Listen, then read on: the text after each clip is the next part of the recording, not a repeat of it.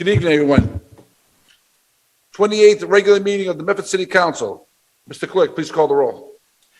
Counselor Bears. Present. Counselor Falco. Present. Vice President Knight. Vice President Knight is absent. Counselor Marks. Present. Counselor Morell. Present. Counselor Scarpelli. President Caraviallo. Present, 6 in the affirmative, 1 absent. Please rise and salute the flag.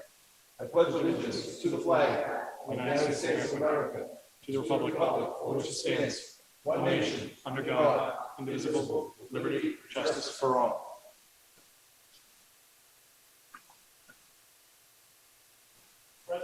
Council Scarpelli.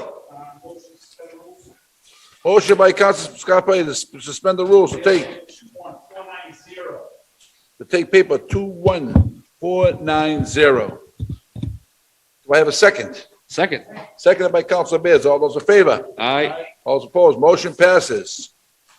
21490, offered by President Caraviallo and Vice President Knight. Be it so resolved that the Medford City Council commend and congratulate the Medford Invitational Tournament on its 25th anniversary.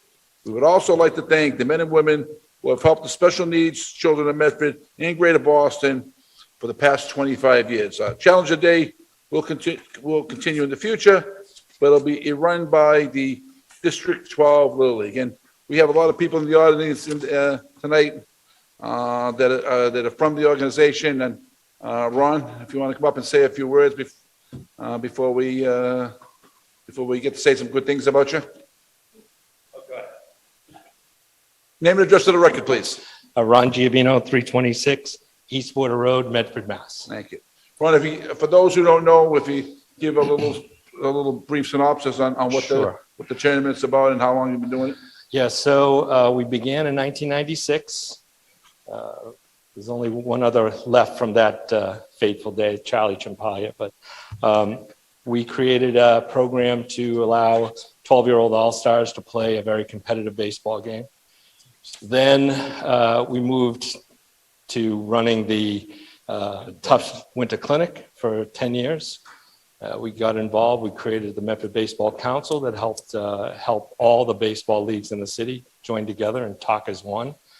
We took over some fledgling bankrupted leagues, and then we turned on to Challenger Baseball, which started in Malden for children with mental and physical challenges. We brought them here to Medford, had an incredible first game, and now 15 years later, a week from Sunday, we'll do it again for the final time for the Medford Invitation. Thank you. And personally, I want to.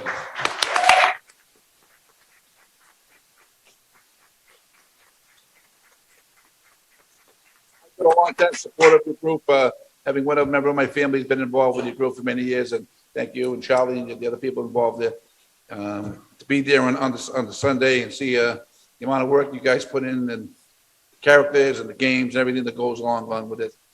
If you've never been before, try to come. It's Week from Sunday. a week from Sunday. Try to make it. Say it's a fun day. If you'd like to help out, they're always looking for volunteers. And if I may, I just want to say that this group behind me is just a portion of the great volunteers. The families of the kids are amazing. Our city officials have been very supportive, both in Medford and in Malden. We couldn't do it without the business community who have given us such great financial backing. So we're very proud to have done this. It's a great community event, and I'm pleased that I get to be at least part of this. Thank you. And you guys have done a great job over the years. Thank you. And I'm sorry to see that you're going to end it, and hopefully the group that takes over will do just as good a I'm job. sure they will.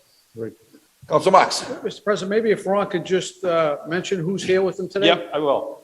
I don't know if you want to stand up, but the great Patty Falaska, who president of the Billy Falaska Foundation, her grandson, little Billy. Diane Butler, Caitlin Butler, ML Techi Barriola. Talk it to the mic. Talk it to the mic. Kevin Chin, Tommy Russo, and our CFO, and partner in crime and co-founder, Charlie Champalia. That's it, Charlie.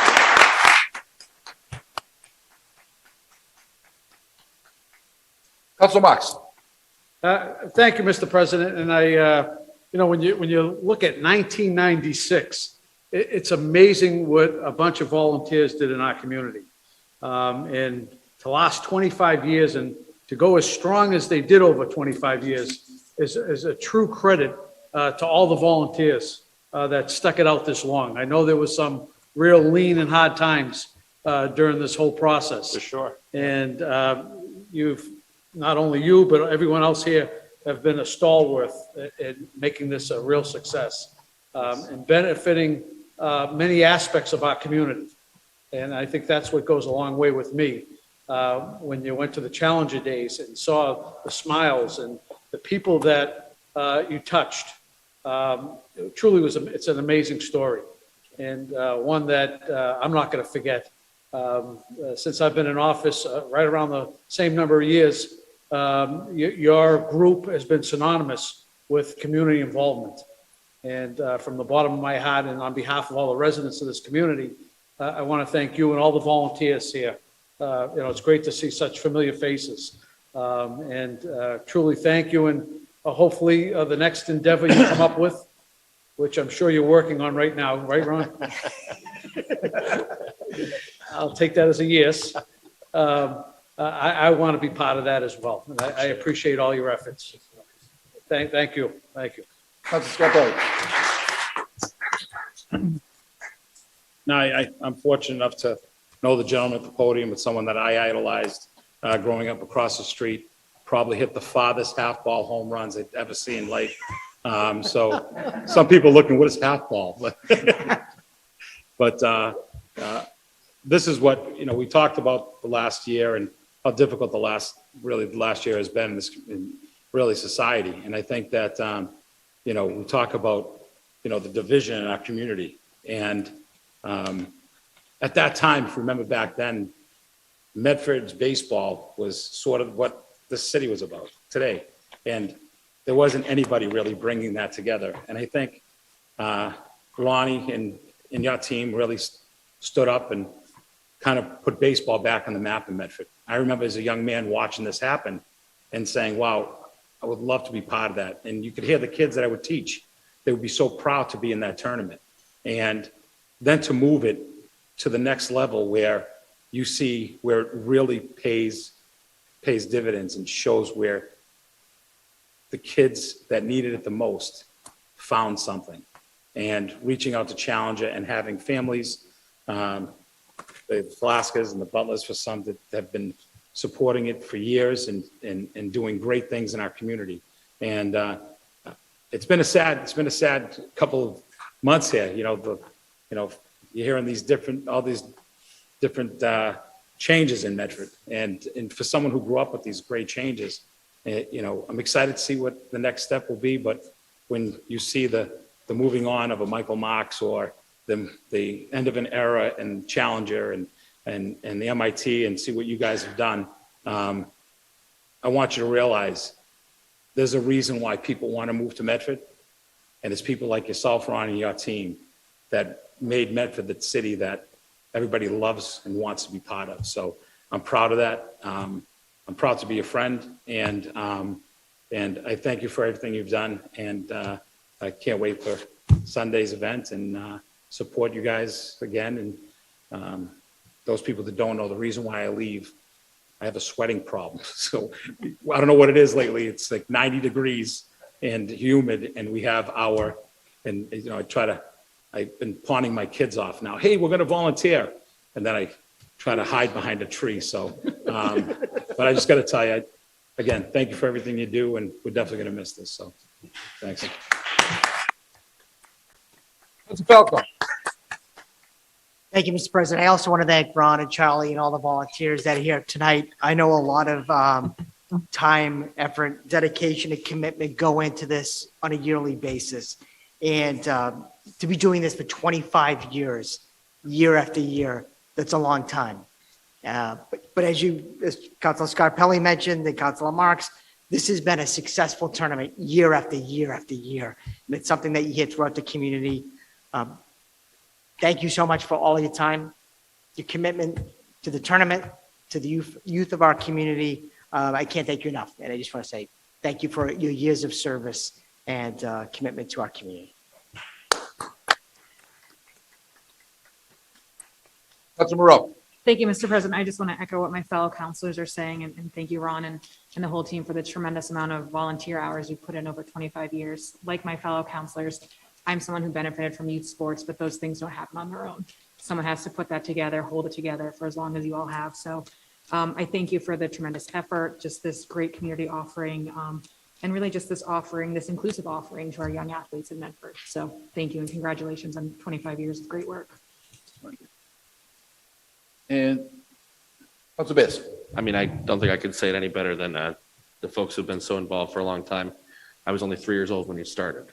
So I know a lot of my friends who played baseball and friends who were involved in the community have been a part of the event over the years. I've really appreciated it. And I'm especially grateful that the Challenger Day will be continuing. I think that's really important. So thank you for your work. Thank you all who are here for your work. And hopefully your next endeavor will be as successful as this one. Thank you. And again, no, if for those who haven't had a chance to come down, to see the special needs kids with, I mean, they have characters and every year fire trucks, and I know the Batmobile was down there one year, and everybody pitches in a great day. I remember one year, Ron had me cook about 800 hot dogs. He said, he puts me on this table, this grill's about 8 foot long. By the time you turned it, you had to walk back there again. But again, thank you for all you've done for the special needs children. And again, please try to come out on Sunday, next Sunday, and help them out and just, just go show up with. Just for Your mic's not on, Ron. Thank you. There we go. Just for our VIPs, we have opening ceremonies that start at 1, and we have closing ceremonies this year that start at 3. So you're welcome to join us at any point. Really like to see you all there. And Thank you. just for the benefit of the viewing public, this is Sunday the 29th. Sunday, the 29th great. at Bruce Field, right in front of Irish American in Malden. And we go inside after the game and, have a nice little lunch and presentation. So we'd love you to just stop by. Say Thank you again. Thank you and your team for all the work that you do. thank you. Thank you. Thanks, Vince.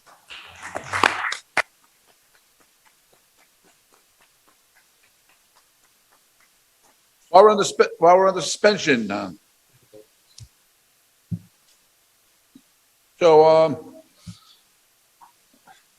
Councilor Scott, can you make the motion on this? I can't make the motion. Is that under suspend motion?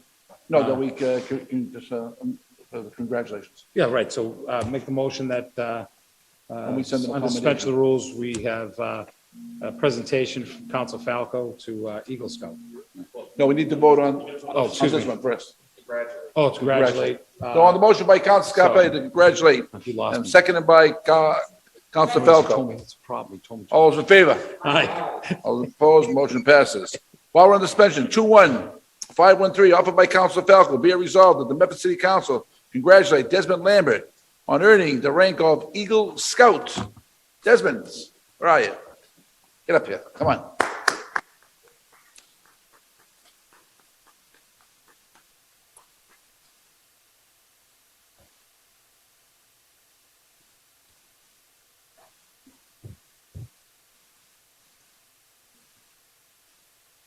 Oh, hi, my name is Desmond Lambert. I live at 330 Malden Street.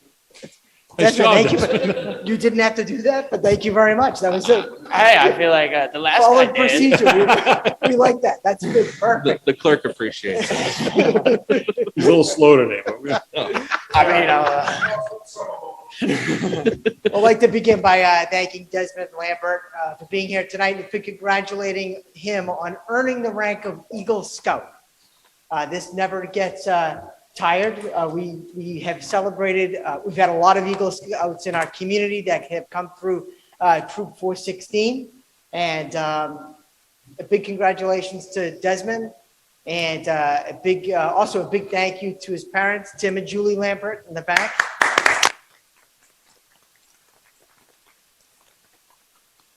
I was at the ceremony last night, and it was described as a journey, scouting. And it has taken many years, not just for Desmond, but for everyone that begins in scouting and sees it through to the end.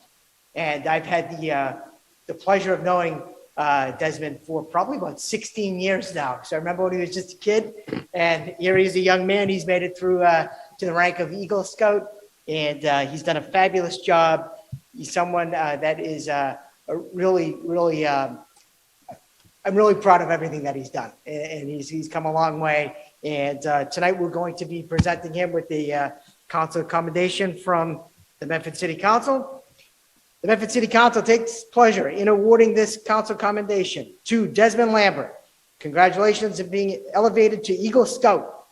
The realization of this outstanding achievement will undoubtedly lead to success in accomplishments throughout your life. Respectfully offered by John C. Falco Jr., Medford City Council. So, Mr. Come on up, Desmond. Thank you very Mr. much. President, if we can. Yes, While Desmond's Councilor making- Scott Pelley. While Desmond's making his way up there, I think that it's important that I think everybody here really celebrates Desmond's achievements. I think that, first, I've been given the honor in the past to present an Eagle Scout, and I think that was one of my biggest honors because you realize how amazing and how important and what an honor this is, the great people that have done that. So, I know Chris Murphy comes out every year, every time there's an Eagle Scout presented. As a fellow Eagle Scout, he's here to present, so here to show his respect. So again, with your family and the whole team behind you, I know the work that has to be done to do that. And I know Desmond understands the greatness that is upon you now. President, vice president, something big is going to happen, Desmond. Just don't forget Medford. So thank you. Councilor Marks. Mr. President, also if we can get a commitment that Desmond is not going to run for local public office. What do you have to worry No about? comment at this time. No comment at this time. A true politician. Desmond, if you could just relay, we've had other recipients come before us, and I know a big part of becoming an Eagle Scout are the many adventures that you go on, but also the community service part of it, and what project you've done to obtain the community service aspect. Yeah, so my Eagle Scout project was I built a big bench at the Medford Dog Park, the more recent one at the middle schools. And yeah, it served a couple purposes, provided more seating, of course, but protected the tree that the dogs were getting at. And yeah, I'd say that was a really cool project, but in terms of the community service aspect, the thing that's going to stick with me is the Veterans Day dinners that the Scouts would put on every year.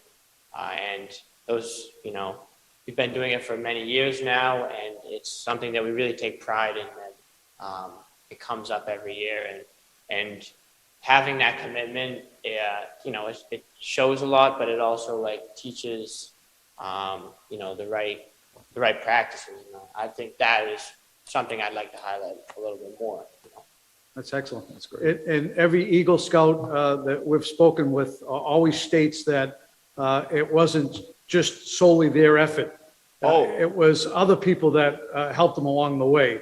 And I know you have a few people with you today. Yes, of course. I'd like to shout out my parents as well, Julie and Tim Lambert.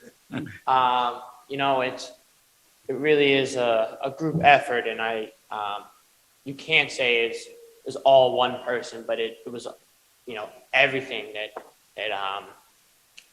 all the volunteers put in, and all the Scouts around you, how they contribute to your journey as well. I wouldn't be here if it wasn't for the Eagle Scouts before me that pushed me to achieve this goal, and I owe a lot to them as well. I'd like to say. So. That's great. Well, you're truly a fine young gentleman. I look for great things from you in the future. And I'd also like to thank your parents that are here tonight for their involvement. And I also would like to thank Councilor Falco, who, since I've been on the council with them, I think has recognized a number of Eagle Scouts And I think he holds that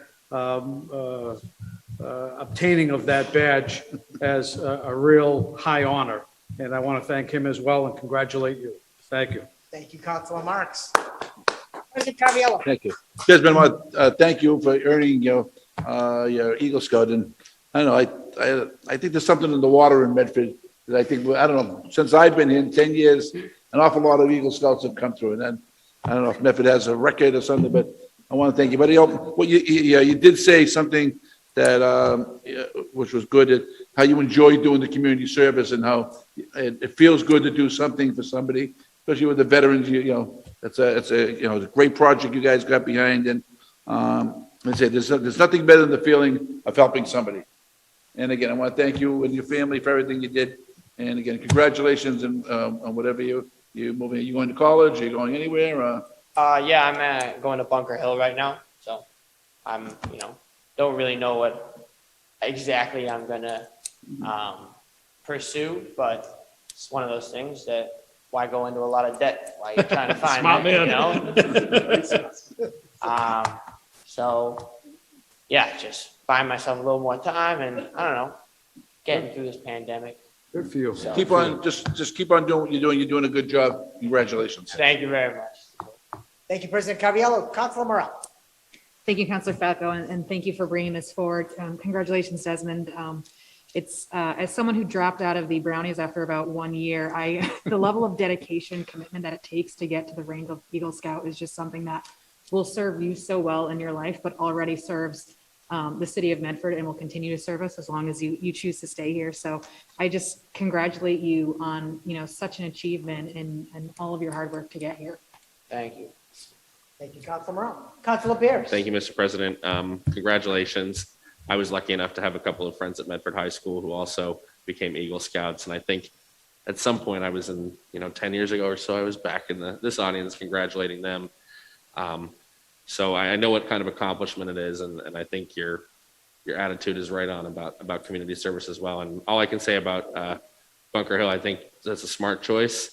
And if you do 2 years there, and you do well, you can transfer to a public university, know what you want to do, get out in 4, and get a good degree. So I like that. And if you have any questions about that whole process, I've been involved with it for a few years now. So my contact information is on the website.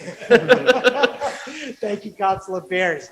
And to answer your question, Councilor Marks, Councilor Caraviallo, in the past 10 years, there have been 17 Eagle Scouts that have come from Troop 416, Wow. which is a remarkable achievement. A remarkable achievement for Troop 416, for their commitment and dedication to the community and to the Scouts. And once again, like we said before, it's a journey. It always takes a good support system. So thanks to Mom and Dad as well. And we wish you well. Good luck. Thank you And very congratulations. We take a picture, Mr. Thank you. President? Absolutely. Let's do that.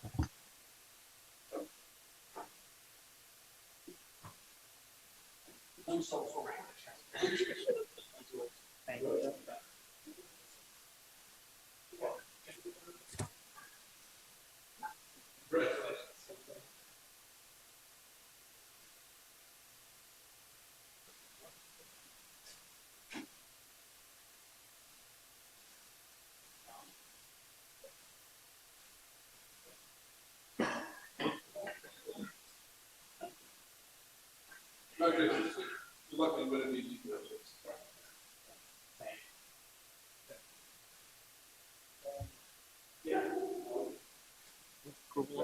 Yep. Thank you, Mr. President.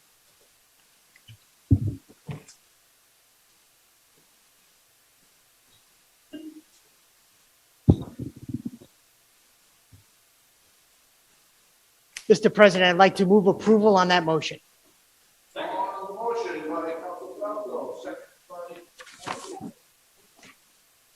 All those in favor? All right. All opposed? Motion passes. Motion to revert back to regular business. Mr. President, can we take the elections paper, Okay. Out of Move on to order. suspension? please? While we're under suspension. 21489, offered by Councilor Marks. City of Medford call for preliminary election, Tuesday, September 14th, 2021.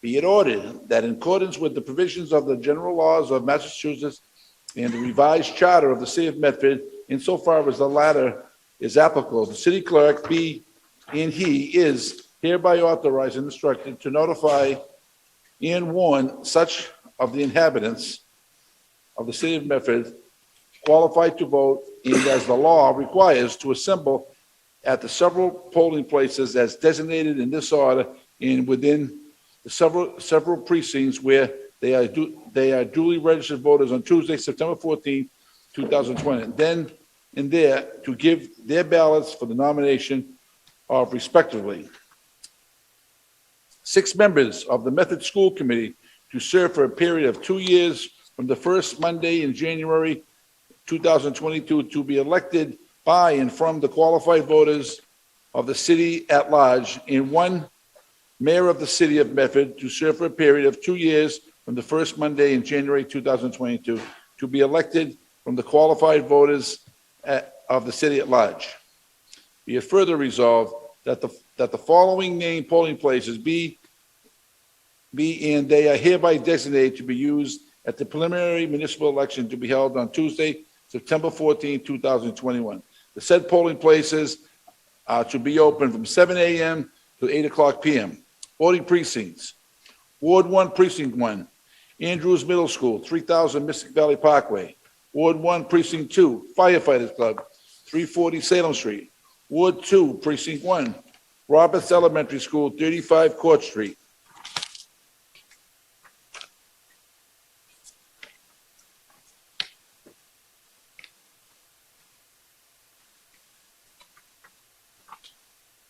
Ward 2, Precinct 2, Roberts Elementary School, 35 Court Street.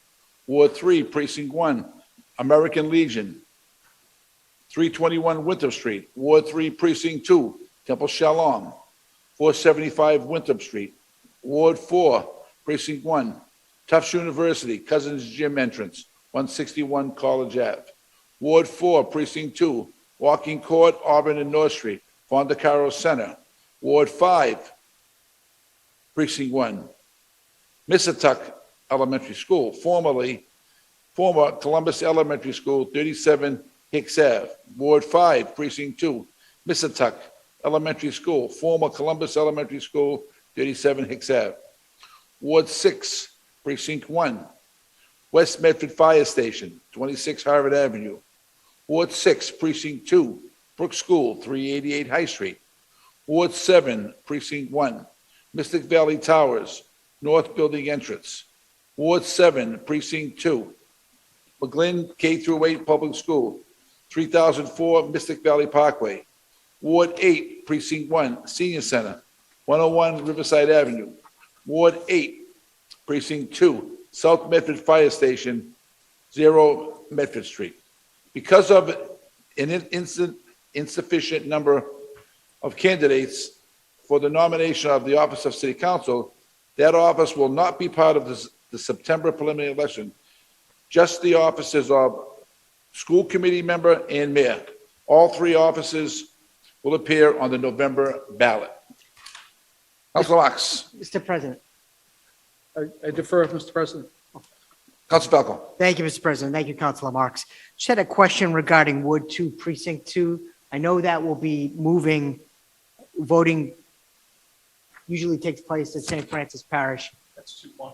I'm sorry, 2-1, I apologize, I'm looking at the wrong page. 2-1 usually occurs at St. Francis Parish, and now it's at the Roberts. I believe you had mentioned earlier that there's going to be a mailing going out to the residents of that change. Do you know what dates those mailings will be going out? Should be going out either late this week or the beginning of next week. Good evening. Name and address for the record, please. Sandra Gale, 85 George P. Hassett Drive. I'm currently the acting city election coordinator. To the best of my knowledge, those postcards went out today. They were out today, okay. Yes. Is it just one round of postcards? Are there going to be multiple mailings? 1 round of postcards for this election and 3 robocalls. Is that correct, Mr. Clerk? It's one round of postcards for this election, plus 2 robocalls for this election, and then 1 round of postcards for the November election, and 2 robocalls for the November election. We are not required to send a postcard, but we want to take suspenders and belt approach. So 1 round of postcards and 2 robocalls. Correct. Per Per election. election. Mr. Clerk, just FYI, there's something going on with your microphone. Yeah, I can't get it turned on, Council. Thank you very much. I can't get it to turn on, Council Bears. It's I just want to make sure you could see because I saw you went to press it, but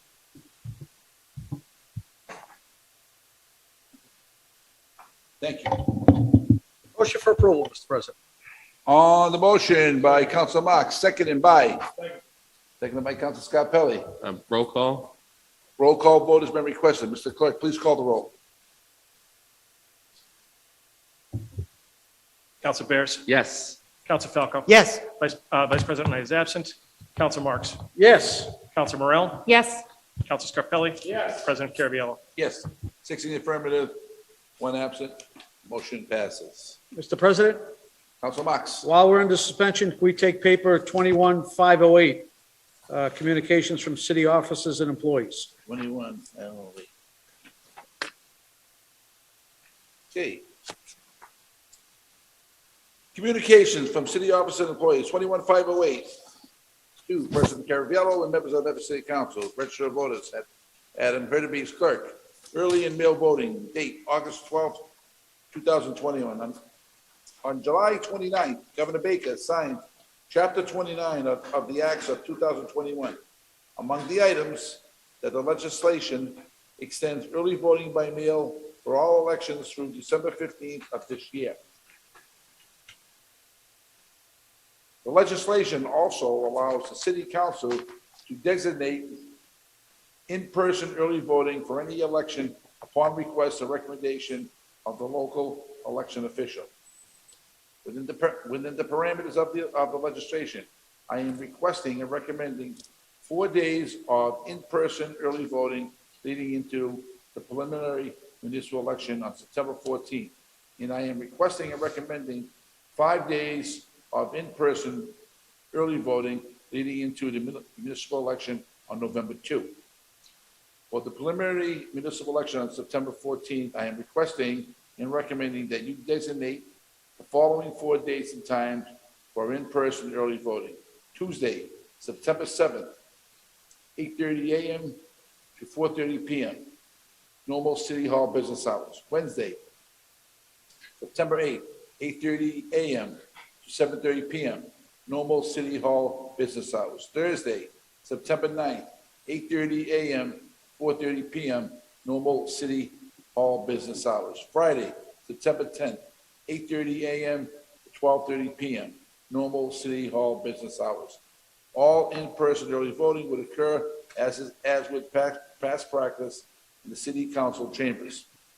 For the municipal election on November 2, I am requesting and recommending that you designate the following 5 dates and time for in-person early voting, again, in the City Council chambers. Saturday, October 23rd, 9 o'clock a.m. to 5 o'clock p.m., Saturday voting. Monday, October 25th, 8:30 a.m. to 4:30 p.m., normal City Hall business hours. Tuesday, October 26th, 8:30 a.m. to 4:30 p.m., normal City Hall business hours. Wednesday, October 27th, 8:30 a.m. to 7:30 p.m., normal City Hall business hours. Thursday, October 28th, 8:30 a.m. to 4:30 p.m., normal City Hall business hours. For both elections, in-person early voting can begin not less than 10 days before the election and must end no later than the business day before the business day preceding the election. Thank you very much for your consideration of these requests and recommendations. Please feel free to contact me if you have any questions. Councilor Morel. Thank you, Mr. President. I just have a question for the clerk through the chair. For the note about, for both elections, in-person early voting can begin not less than 10 days before the election. It seems for the September election, it's in a smaller window of time. Is that because of the Labor Day holiday? There's like special exception for that? That is correct, Counselor. It can begin not less than that because, and with Labor Day weekend, Right, we wouldn't want to do the voting on a holiday weekend. right. So that is correct. Okay, thank you. Any further discussion? Mr. President, Council Marks? we happen to have Sandy Gale that's here, who's the acting elections coordinator. So I was wondering if she could step to the podium, just basically tell this council the need for early voting in this community and her staffing levels. And I want to make sure that we administratively are able to pull this off, Mr. President, in a very important city election. Mr. President, Councilor Marks through the chair. I think that early voting is a very important aspect of elections. However, given the preliminary election, it's my opinion that I don't believe we need 4 days. I think in initial talks with the clerk, we were ready to jump on board for the full 4 days. I think 5 days would have been absolutely impossible. But I think we could achieve the same goal if we dropped that to 2 days, which would be Wednesday, the 8th, and Thursday, the 9th. We still would have over-the-counter voting going on in the clerk's office for that Friday and the Tuesday. So people that vote absentee and are accustomed to voting in that office for preliminary elections, they still would have that opportunity to do so. That also would reduce budgetary costs for early voting, because I do have to have a minimum of probably 8 staff, including myself.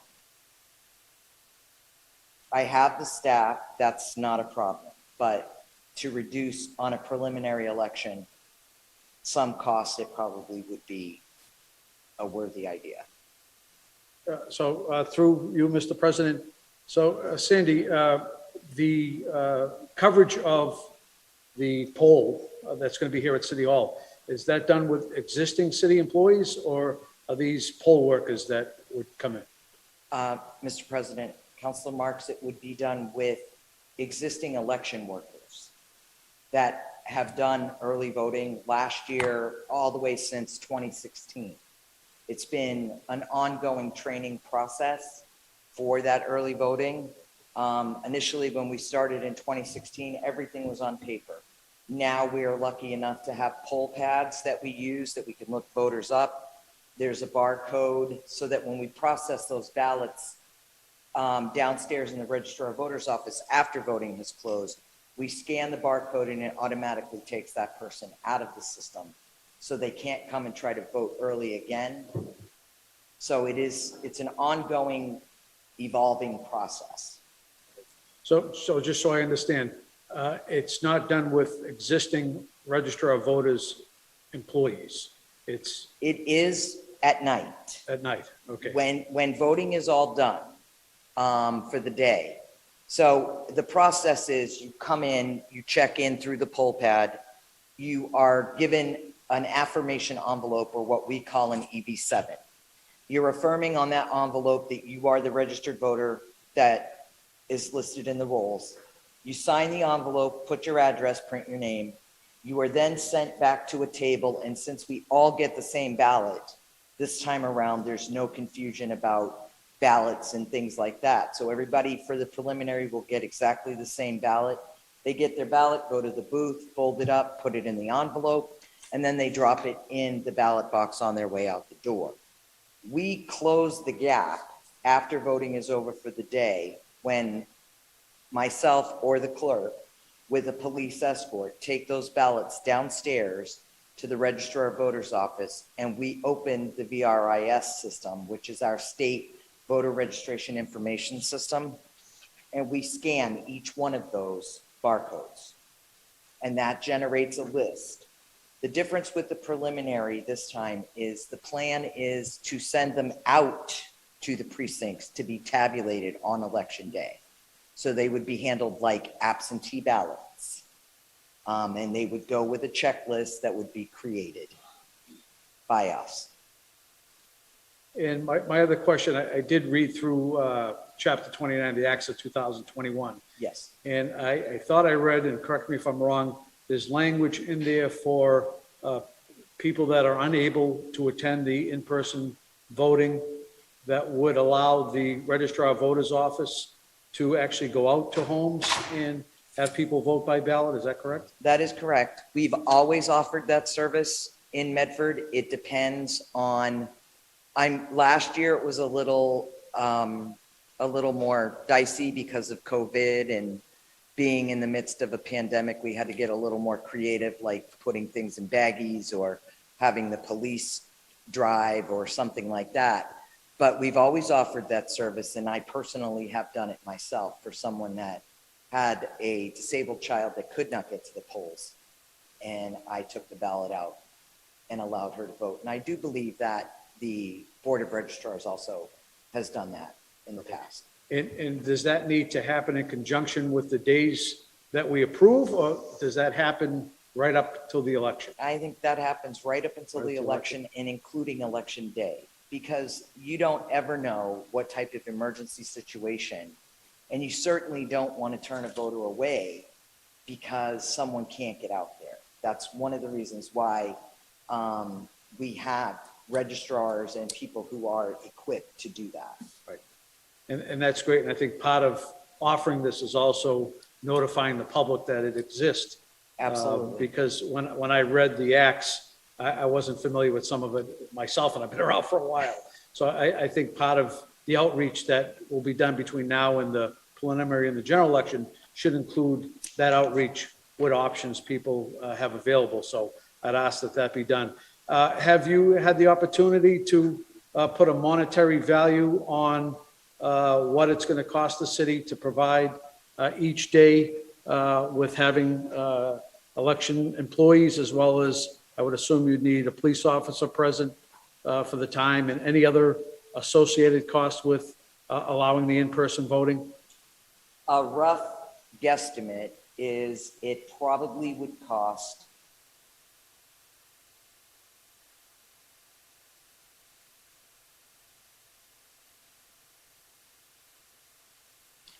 roughly, it's going to cost about between $750 and $800. Does that sound fair, Mr. Clerk? That's ballpark. Yeah, that's ballpark. And that would be based on the number of days that you offered before for the preliminary? No, that's for both days. That's for 2 days of early voting. So it's roughly about $400 a day. So that's for 2 days? Yes. Of early voting. Okay. Based on what you're telling me, I feel very comfortable, especially knowing a preliminary election in this community typically has a real low turnout. And I think having the early voting, in-person voting for 4 days sounds kind of excessive. Friday to me is kind of a lost day because Friday City Hall closes at 12:30. So you're really only getting 4 hours on a Friday. I much prefer having the extended hours on the Wednesday for those that may be working and can't make it during the day. So I would support and put it in the form of a motion, Mr. President, that we have the early in-person voting for the preliminary on Wednesday, September 8th from 8:30 to 7:30 p.m. That's normal business hours. And Thursday, September 9th from 8:30 to 4:30. And that's for the preliminary. And Wednesday, October 27th, 8:30 to 7:30. And Thursday, October 28th, 8:30 to 4:30. From my tabulations, that's 19 hours of additional in-person options that people have in addition to mail-in ballots and so forth, and other options that they may have, Mr. President, for voting. So I would offer that in the form of a motion, Mr. President. Point of information, Mr. President. What is the information?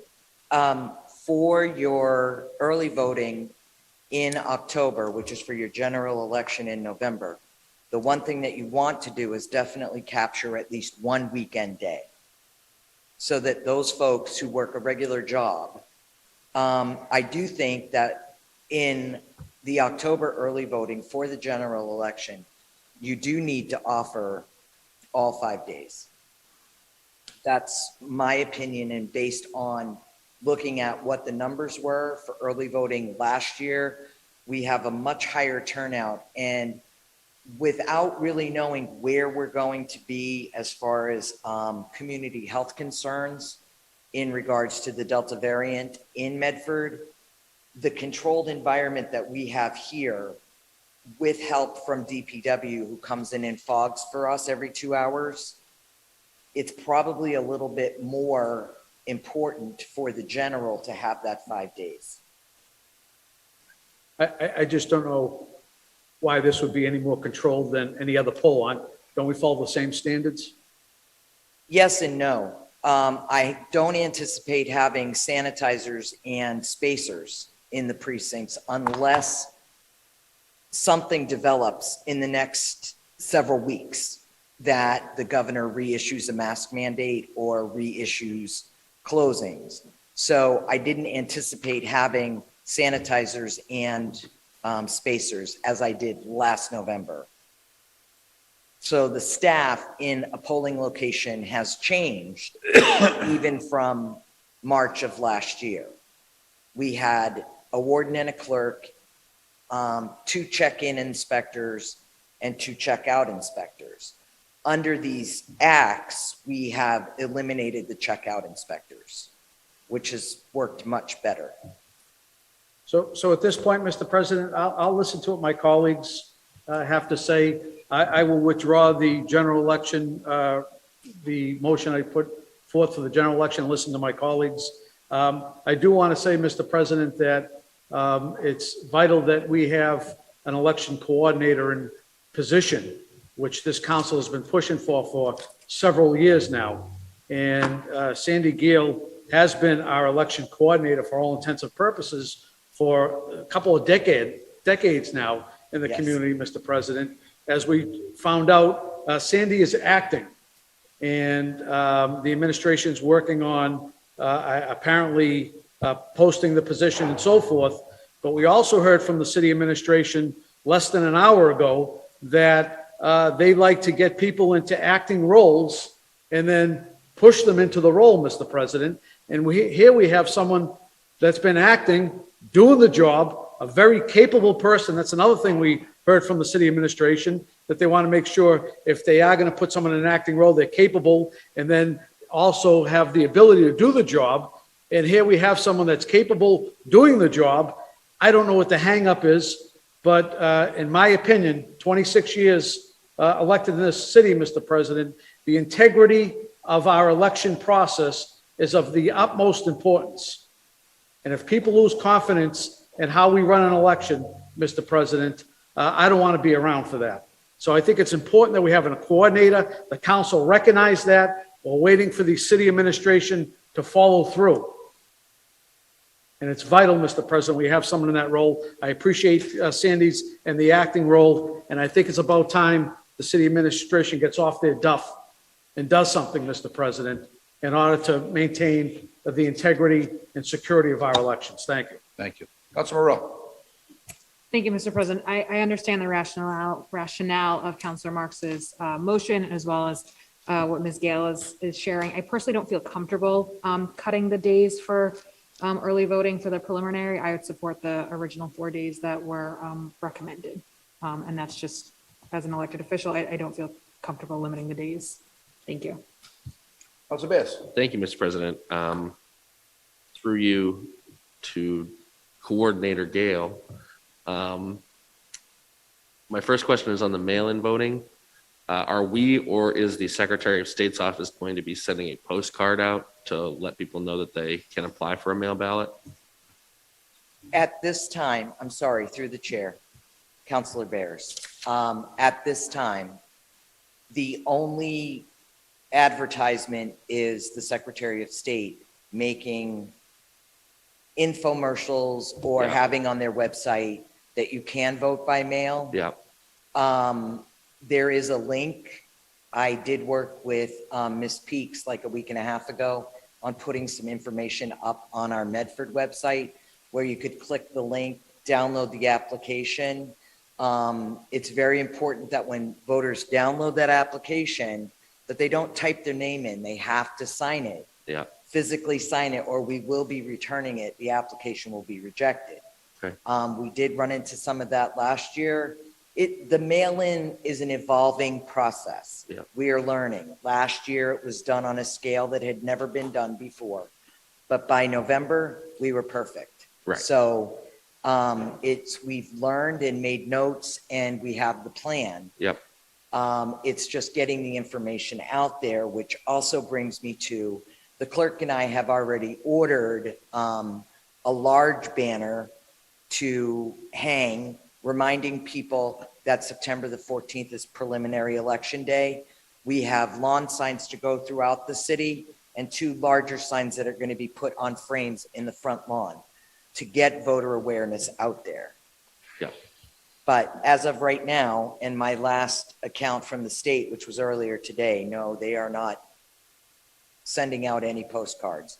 But it is important for voters to know on this platform that if you're applying for a mail-in ballot for the preliminary election, that one application covers you for preliminary and general. So you only have to do it once.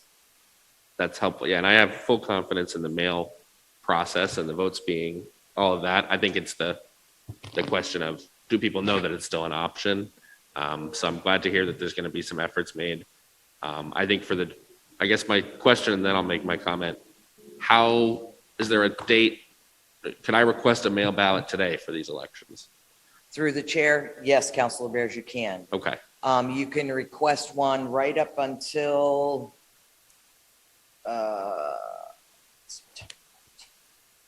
I believe it's the 8th, Mr. Clerk.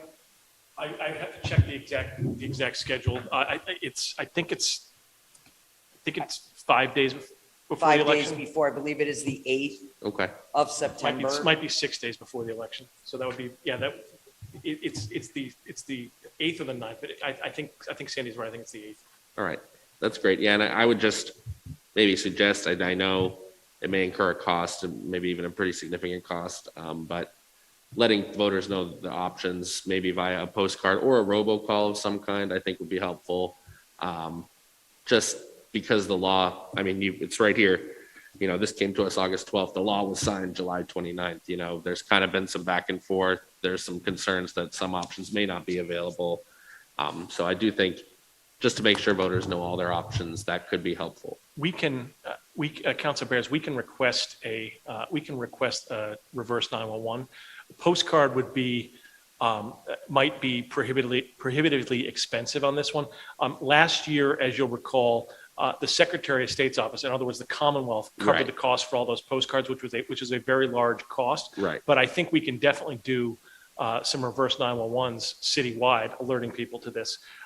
Part of the reason, and we'd be more than happy to do that, particularly if you act tonight on the early voting dates, because we can get all that information out at once, and we can do it more than once. Fantastic. And then on early voting, I hear Councilor Marks on the low turnout, but this is the first election I can remember in many, many years where we've had a preliminary election for the office of mayor. So I think that may significantly increase turnout from preliminary elections in the past. So I personally would like to maintain the 4 days of early voting for the preliminary election. I know that I respect your view on it, and I understand that it would save about $1,000, but I just don't think we know what turnout might be, and having 3 candidates is unusual. Councilman Morell. Thank you, Mr. President. Councilor Bears, jog my memory. I've seen some people, if I could, for Coordinator Gale, through the chair. People voted absentee for the first time last November. They still need to request to vote absentee, to vote mail-in ballot again, correct? They're not going to automatically get something? Through the chair, Councilor Morell, yes. Okay, They need to request a new application for this year. okay, And that application will cover them for the preliminary election and for the general November 2nd. So they only need to do it once, and it stays checked in our file system in VRIS so that we know, okay, they requested, we have to mail this out. okay. There have been no ballots mailed out as of this time because they were just ordered today. Great, thank you, because I've seen that question posed in a number of places, and I just want to thank you and the clerk for doing the work on the banner and the signs. That's a request I've seen for a number of years, so I'm really excited to see those go out. Thank you. Thank you. Chair recognizes Council Falco. Thank you, Mr. President. And Ms. Gale, thank you so much for your presentation, and thank the clerk as well. And we've been talking about advertising elections for a while, and it's great to see that this is occurring. And it's, it's nice that we're reaching out and trying to engage people and, being part of the process of voting. I, for one, completely understand the rationale for reducing the number of days, but for me, I like to see that there's flexibility. So I would be in favor of keeping the 4 days in-person early voting, as stated here, the 7th, 8th, 9th, and 10th for the preliminary. That would be, I think it's great that we have the flexibility, especially with concerns of COVID and whatnot. If someone's leery, they have the flexibility of coming over a multiple number of days. So I think 4 days is ideal, and I would be in favor of the 4 days. Thank you. Through the chair, thank you, Councilor Falco. Have we been in contact with the post office yet? I know last time we had some issues with the post office. Mr. President, I do. I have a direct contact now at the post office. When the issues began to arise, I went in person to the post office, and I have a direct contact here. And we've made an agreement how our in-city mail will be handled, especially if it's ballots. So generally, the track of mail in Medford is it goes to Forest Street, and then from Forest Street, it goes into Boston, and from Boston, it comes back out to Medford. So my contact at the Forest Street Post Office, as long as we keep it separated as to local mail and non-local mail, meaning non-Medford delivery, they will deliver immediately. I also have a postal connection that I made last year at the urging of the clerk to establish some groundwork with another gentleman at the post office in Boston. And he oversees all cities and towns in any mailing through the Secretary of State's office. And I have a very good rapport with both of them. So I don't anticipate that to be an issue at all. Thank you. Welcome. Any further discussion?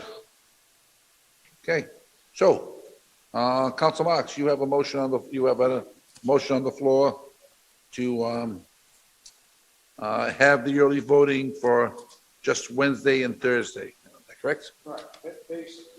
Based on the recommendation of our elections coordinator, for the preliminary, I withdrew my recommendations for the general election.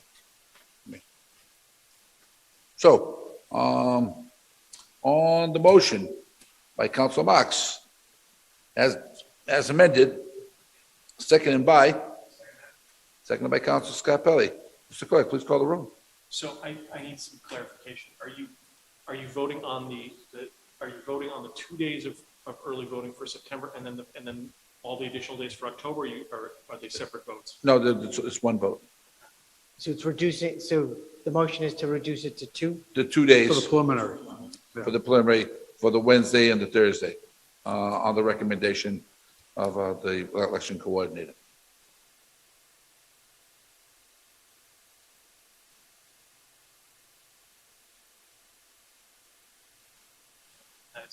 That's offered, Sparks and seconded by Council Scarpelli. Yes.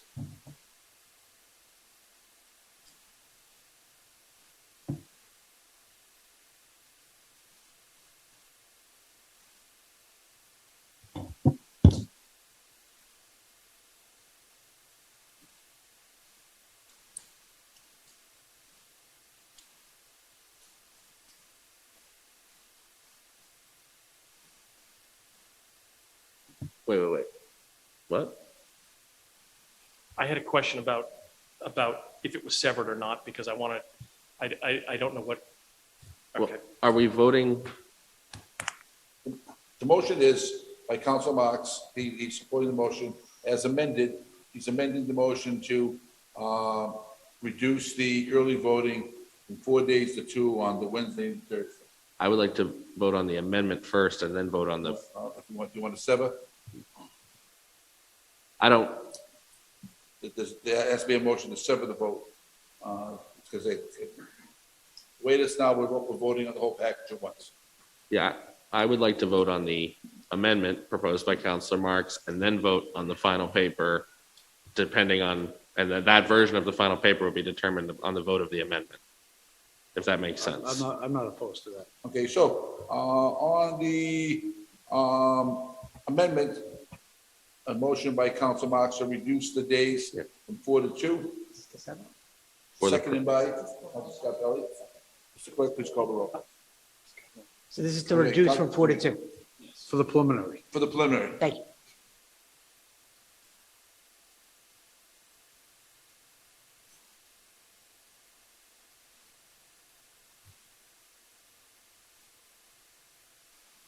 Counselor Bears.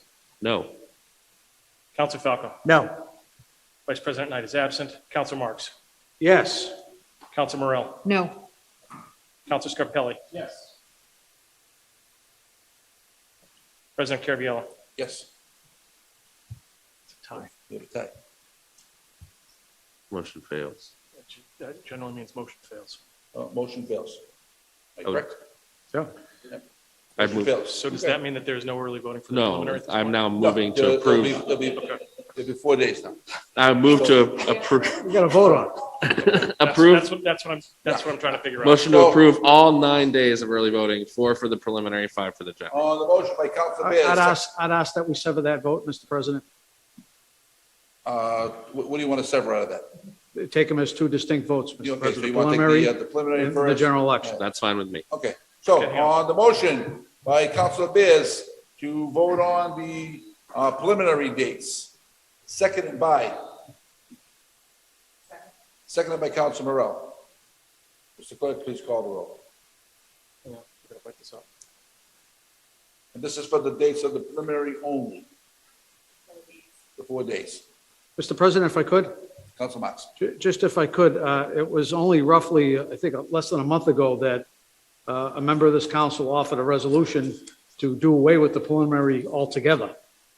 And here we have a preliminary that's going to take place, and now we're adding days, which I'm not opposed to. I'm opposed to that many days, but now we're adding days from going to eliminating the preliminary to adding days. I just think, I don't know where we're going, Mr. President, unless it's just, on a whim that we go back and forth, but it doesn't make much sense to me. If I may, Mr. President, Council Bears. I actually took a page from the book of Counselor Marks on that one, and my resolution was that the preliminary election be discussed. And I just wanted to feel out the room to see if there may be interest in not having a preliminary election. And clearly there was not. So we discussed it, we decided against it. I think if we're going to have the election, we should make it as flexible and open as possible. So that's my position. Right, but that wasn't the original intent. The original intent was to have a vote on it, and this council thought better because we didn't even have the full number of people that were going to run. We didn't even know if we were going to have a preliminary Hey, election. we discussed it and decided it was a bad idea, and I stand by it. Right, but I don't know how we go from one extreme to another, but I guess everyone's entitled to their opinion, Mr. President. But my vote is based on the recommendation from our election coordinator that's been in this community for a number of years. And to think that because of the election in this preliminary, that there's going to be some strange turnout, I think is misguided, very misguided, Mr. President. But that's my own opinion. We So- shall see. On the motion by Council Bears, seconded by Council Morel. Mr. Clerk, please call the roll. And this is to approve the. To approve the 4 days of preliminary voting. Counselor Bears. Oh, go ahead. Just before you call, so if this happens to get voted down, Mr. President, in the spirit of cooperation, if this happens to get voted down, there will be no early in voting at all for the preliminary. Right? Correct. And so a 3-3 vote is eliminating it altogether. So rather than having 4 days or 2 days, we're going to have 0 days. So, in the interest of negotiation, Mr. President, I just want to put that out there. So no one's caught off guard. Because I know what I'm going to do.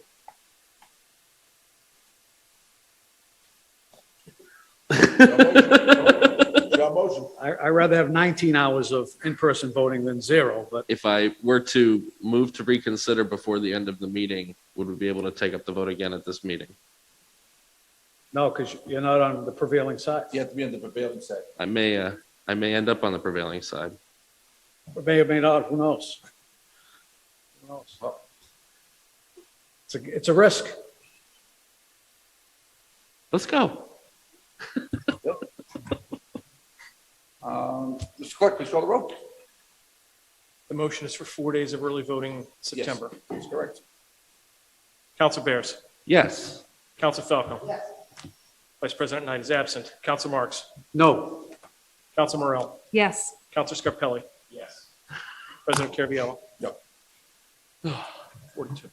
Four in the affirmative, 2 in the negative, motion passes. On the Thank dates for the municipal election. On the dates for the municipal election, do I have a motion? Motion to approve. Motion to approve the dates for the municipal election of 5 days. Seconded by? Seconded by Council Morrell. Mr. Clerk, please call the roll.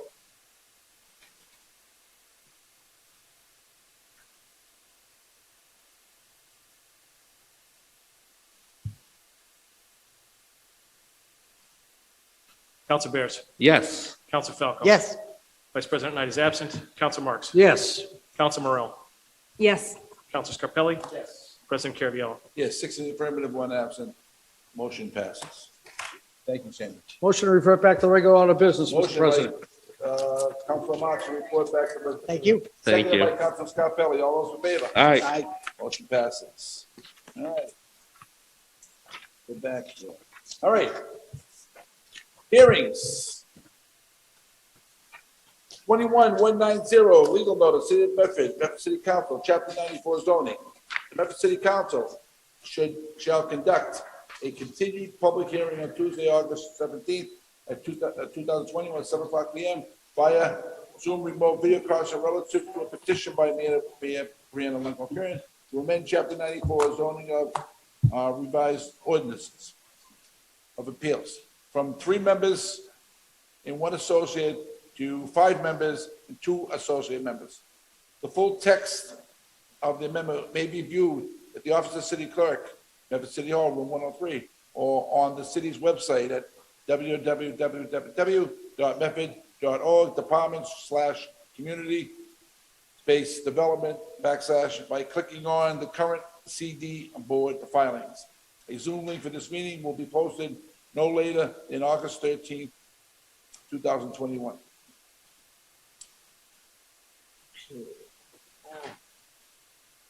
All right, so this is for something that, this paper, Mr. Clerk? I believe so. Let me just take a look at it. This is to expand the Yes. board, Yes. expand the board from 2 to 5. So do we have any discussion on this? So we have a communication from Andre LaRue, Chair, in regards to Council Paper 2190, proposed amendment to revise zoning onto the City of Medford, Chapter 94 zoning, Section 94-35A, to change member structure of the Medford Zoning Board of Appeals. Following a duly advertised public hearing conducted on July 21, 2021, the Community Development Board voted to recommend that the Medford City Council adopt the proposed amendment to change the structure of the Medford Zoning Board of Appeals from 3 members and 1 associate to 5 members and 2 associate members. The board recommends that the council consider reincorporating language related to staggering terms that is present in the existing ordinance by inserting the following second sentence after the phrase term of 3 years, which shall be staggered so that terms of not more than 2 members expire annually. Thank you for your consideration of this recommendation. Andre LaRue, Chair. Do we have any discussion on this? Okay, no, do we have a motion on the floor? Just to clarify, the CD board wants us to amend this to make sure the terms are staggered. It says, they want to insert the following in the sentence after the phrase term of 3 years, which will be staggered so that terms of not more than 2 members expire annually. Okay. Okay? So, do we have any discussion? No. We have a motion. Motion to accept. On the motion by Councilor Scarpelli to accept, seconded by Second. It's a motion to Councilor accept, Bears, Councilor Morel. it's a motion to accept the suggested language?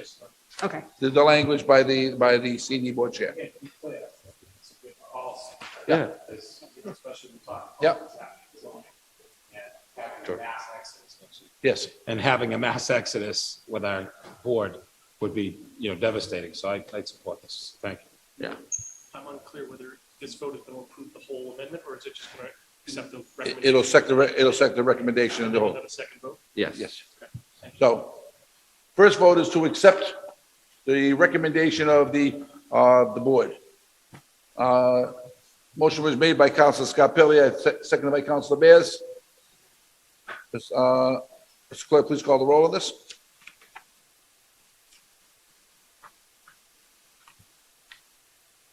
Council Bears, Yes. Council Falco, Yes. Vice President Knight is absent. Council Marks. Yes.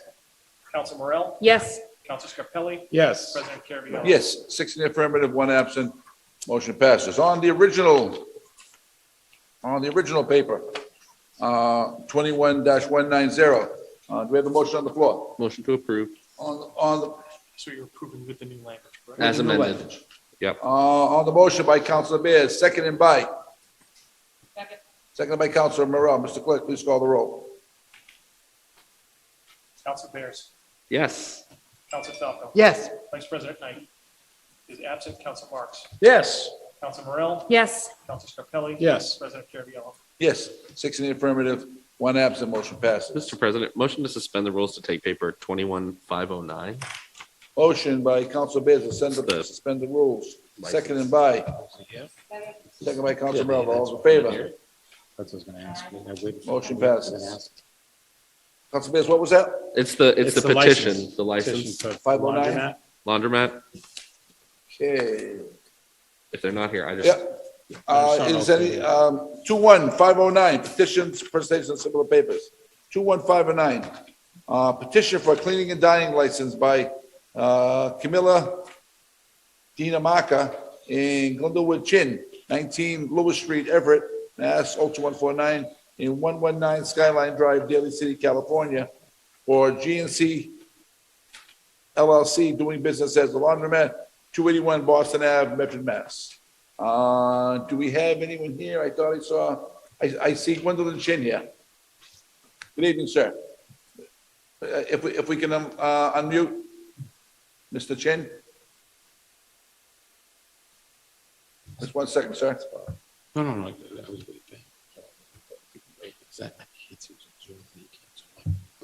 Hi, everyone. Sorry about that. I couldn't unmute myself. Good evening, sir. Name and address of the record, please. Evening. Sorry, it's on my paperwork. It is 281 Boston, Medford, Massachusetts. And your name is? Gilwood Chin. Chin. Okay, and, Yes. Council Scarpelli is the licensing chairman. Yeah. Scarpelli? Thank you, Mr. President, but maybe Mr. Chen could, we're asking for your name and address, Oh, I'm sorry. My current address where I live is 1119 Skyline Drive in Daly City, California, 94015. And my name is Gilwood Chin. Camilla is currently busy at the moment, so she couldn't fill in on the council meeting. Okay, so a few questions. I know that now this is Yes, going in, please. is this just changing over from one Yes. owner from the to the other, correct? I know the word when it comes to Yes, dying. correct. I think that's just the term that we use, cleaning and dyeing. Yeah. You know, Yeah. the biggest, in this area is what's happened in moving years ago with water, so people may see dying.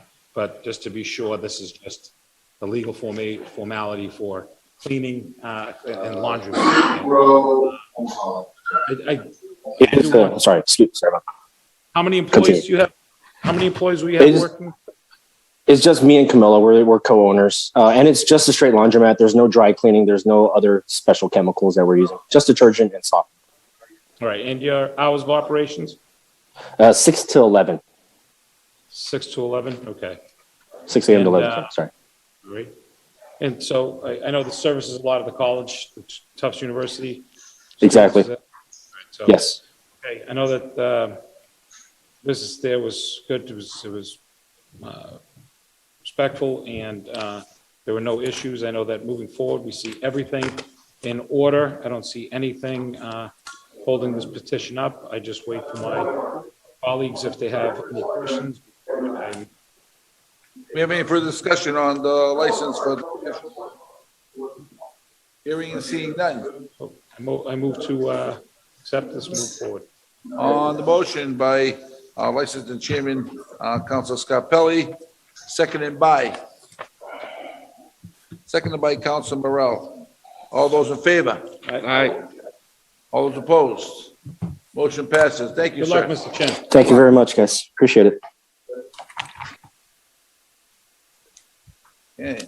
We're up to regular order of business, Mr. President. Motion to revert back to regular order of business by Council Scarpelli, seconded by Council Bears. All those in favor? Motion passes. 422 petition for a grant of location, 257 Spring Street, Citizen Bank, doing business as ADA upgrades.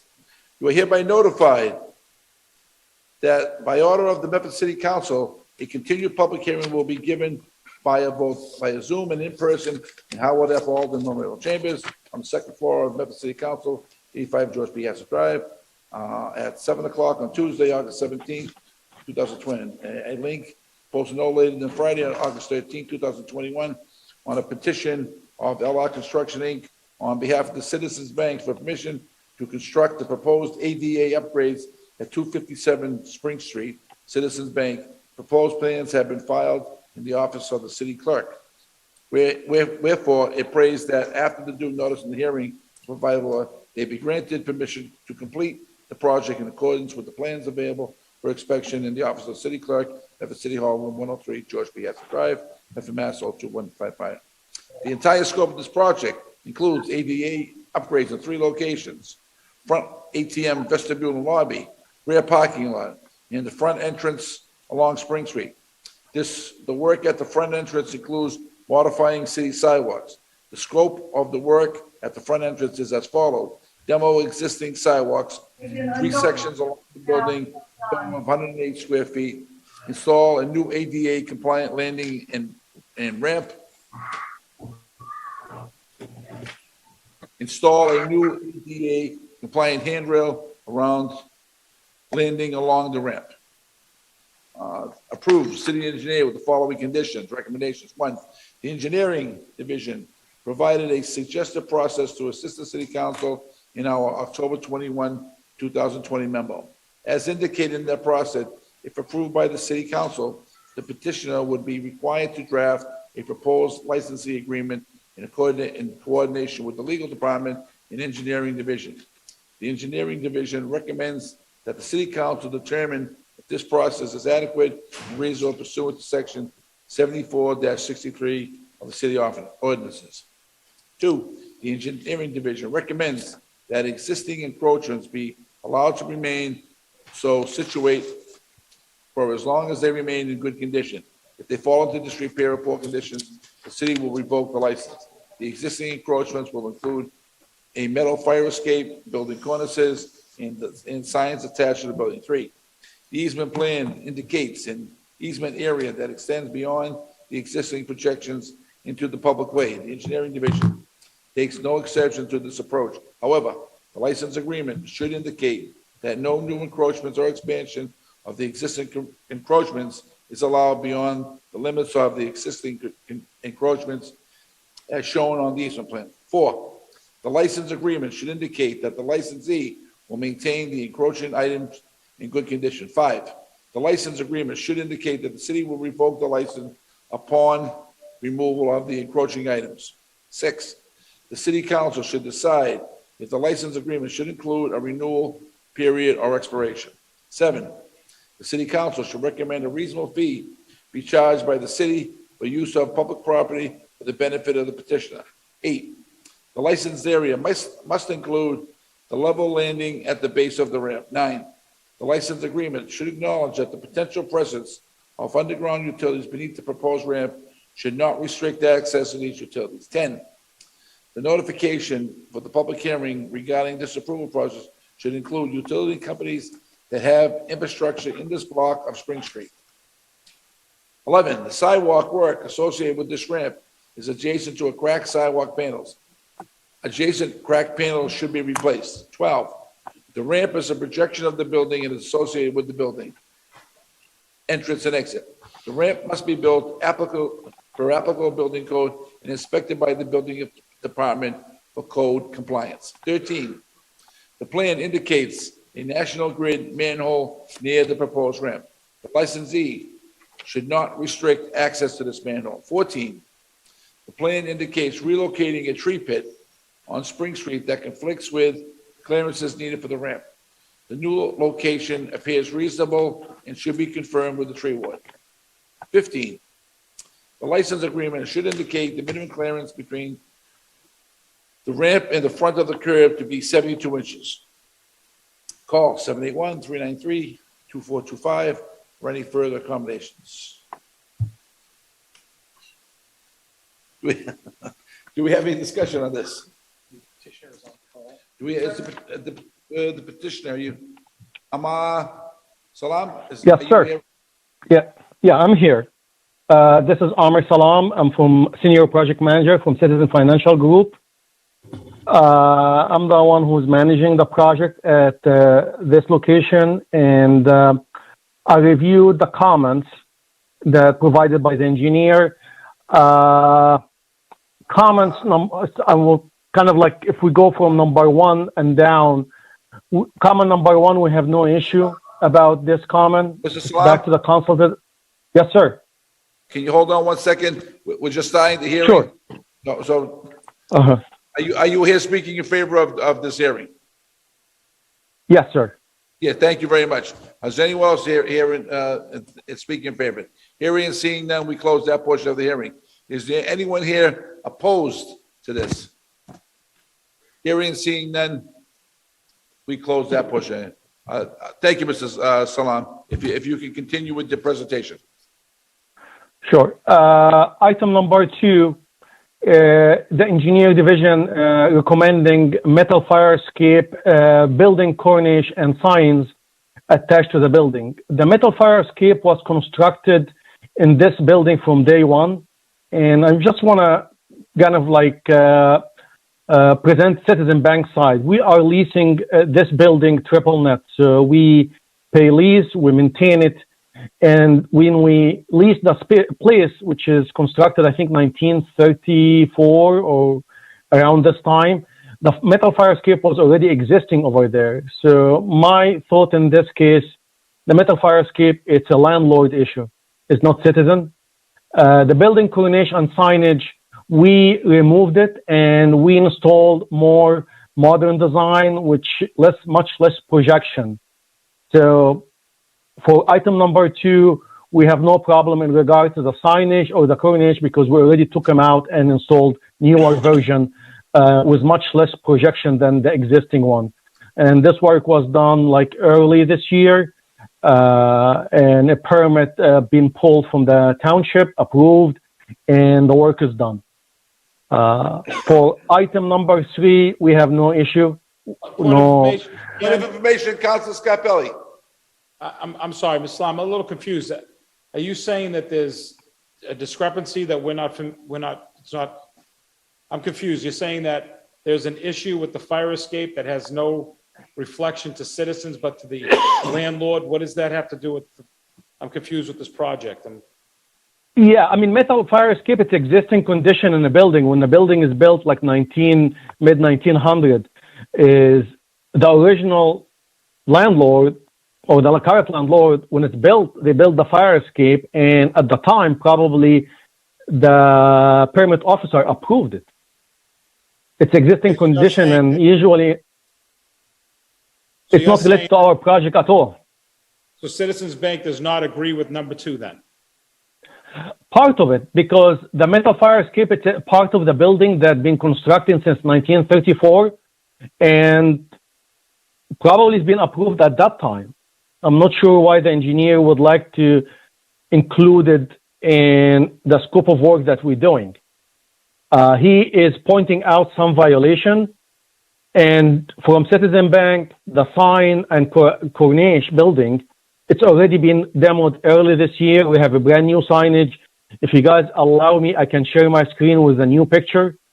My only comment here, I agree with the building Corniche and signage, but the metal fire escape, it's existing part of the building. It was happening before we leased the building. Okay, do you realize there's a hearing that Yeah. will depend whether this council supports us or not? Our city engineer is requesting that this be one of the stipulations. You understand that, right? Yeah, I mean, if you guys want to include it, but in this case, if some deterioration happened to it, we are liable to fix it because we are leasing the building triple net. So we are liable of fixing any item in the building that could cause any hazard to the public. City engineering? I do not see. But yeah, I mean, we can maintain it, but when our lease expire, we're not responsible for the metal fire escape after that. We have Chris Schultz on the call. Yeah. From LR Construction. Yeah, I'm here too. Yeah. Good evening, Chris. Name and address for the record, please. Chris Schultz, 346 Lake Street in Shrewsbury, Massachusetts. Okay. Chris, I think there's maybe you could enlighten us about the fire escape issue. It's just a lot of these comments were brought up by the city engineer in our approval process for this job, and a lot of them, they have nothing to do with the work that we're doing. It's just all these comments were addressed or brought up that, as Armour said, they're existing conditions that have nothing to do with this job that we're trying to get completed. So why are you bringing it up? Okay. We didn't feel the need to bring it up. This was the stuff that was brought up in our review by the city. I missed something. I apologize. Scott Pelley? No, I'm trying. I don't know. I can clarify more if you allow me to share my screen. I have a picture of the building with the fire escape, and you guys can see it is that Citizen Bank hired LR Construction to build a ramp on the front of the branch and a landing based on a registered architect drawing. And this is the scope of work that we requesting approval on. I believe, like the engineer, when they went over there, they find existing encroachment and they incorporated on this hearing. Does not relate to the scope of work that is being noted in the beginning of the petition, which is scope of work at front entrance is as follow.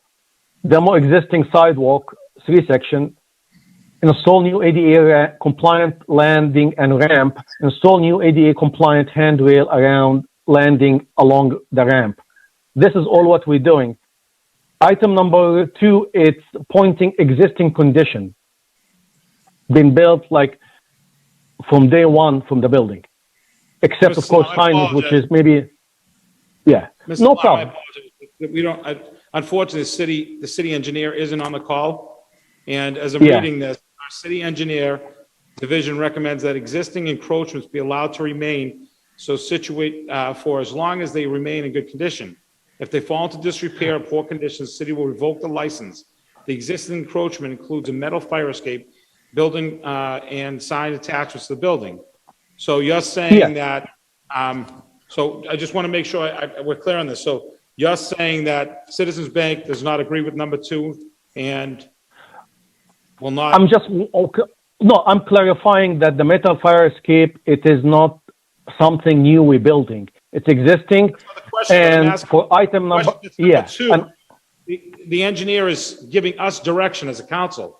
These are steps that we want that the engineer is giving us that you would abide by. So we would give you this this permit. We would allow this to happen. Do you understand what we're saying? Yeah. 100%. I'm agreeing with his comment where we need to maintain it in good condition. So I'm agreeing with that. Anybody else help me? Maybe I'm wrong. No. He's saying that the fire escape is already on the building and it is in good repair. So if it does fall Correct. into they will have to fix it. Or they will- Citizen Bank will have to fix it as long we are leasing the building. If I understand that correctly. So, Right, but Okay. I'm understanding that Mr. Salam said that they do not support what that is because that He's is the saying landlord. that that's not part of his scope of work. He's only doing the sidewalk. He's not touching the fire extinguishers. The fire escape. All he's doing is a sidewalk and ADA. I'm going to yield to my fellow councils. Maybe I'm overthinking If this. I understand that right. If I'm correct, though, with this paper here, these are the recommendations for approval Right. by the city engineer. Right. Yeah. So the papers here, these are the recommendations that he's, The basically- engineer has said that as long as these things remain in good condition, which the fire escape is one of them, they will Yes. be allowed to keep their license. But was I not And misled? Citizen Bank will agree with that. This is not Citizens Bank's concerns, it's the landlord's concerns. Right. So obviously, so they're not taking responsibility for that. That happens. Am I confused with that? No, these are already on the building. The existing encroachments. What he's saying That's not the is, question, Ricky. this stuff is already there. We know that, but if the petitioner just said, this is what I'm getting at.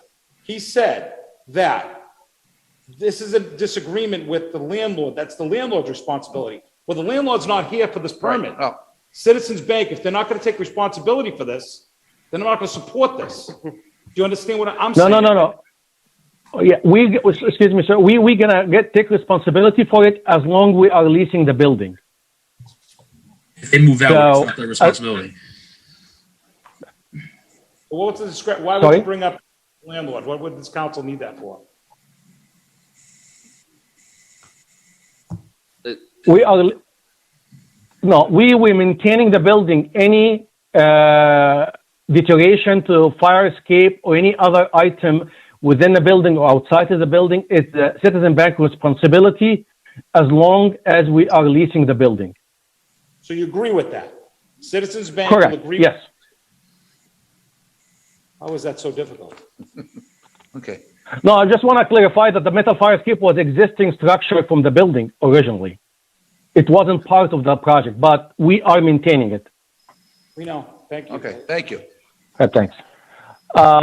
Number 4, we agree with it. Number 5, we agree with it. Number 6, we agree with it. Number 7, we kind of like don't agree with it because we notice other property within the township have ramp and landing, and I don't believe that the township charge them fee for it.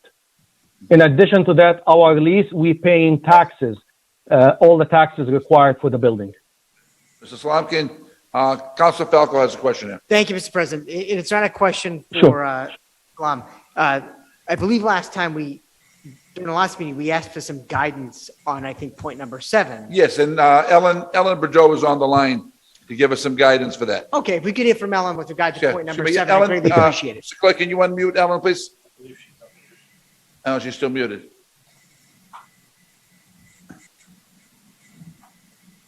Ellen, can you give us some guidance on a reasonable fee that should be charged by the city for this?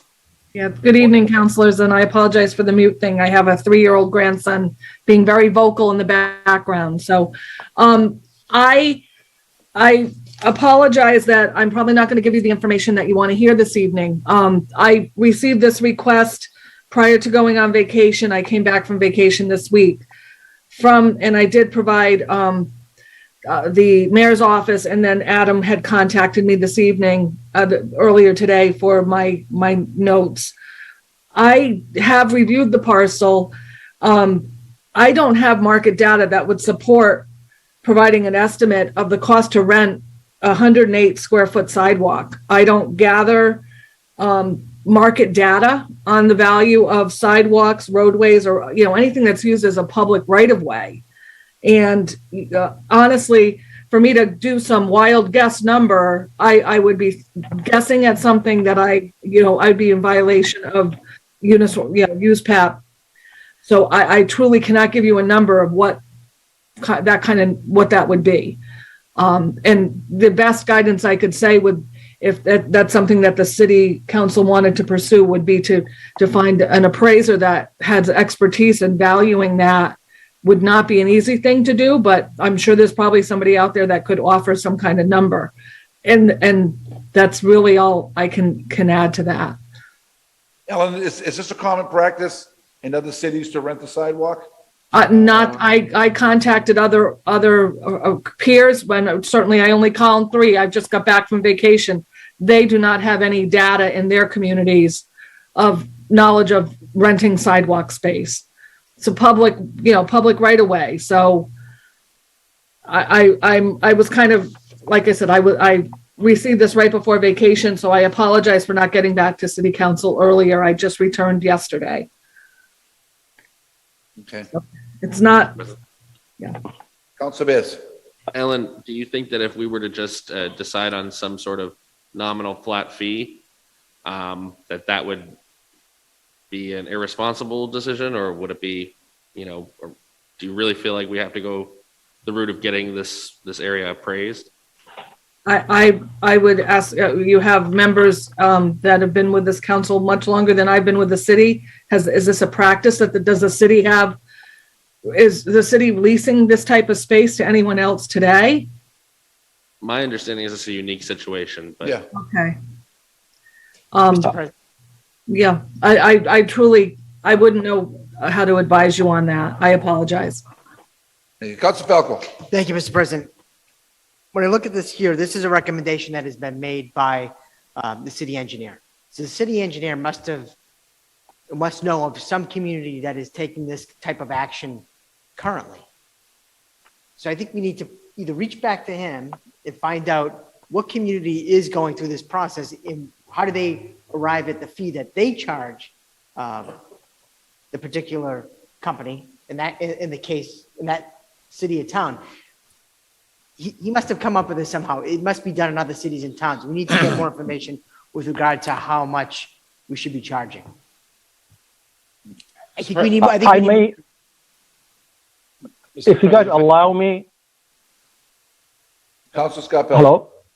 I think this is such a big issue because I've also I did talk to a few residents that welcome the ramp because, it's handicap accessible. I think it's very important. But I think there's unfinished business between the petitioner and the city engineer.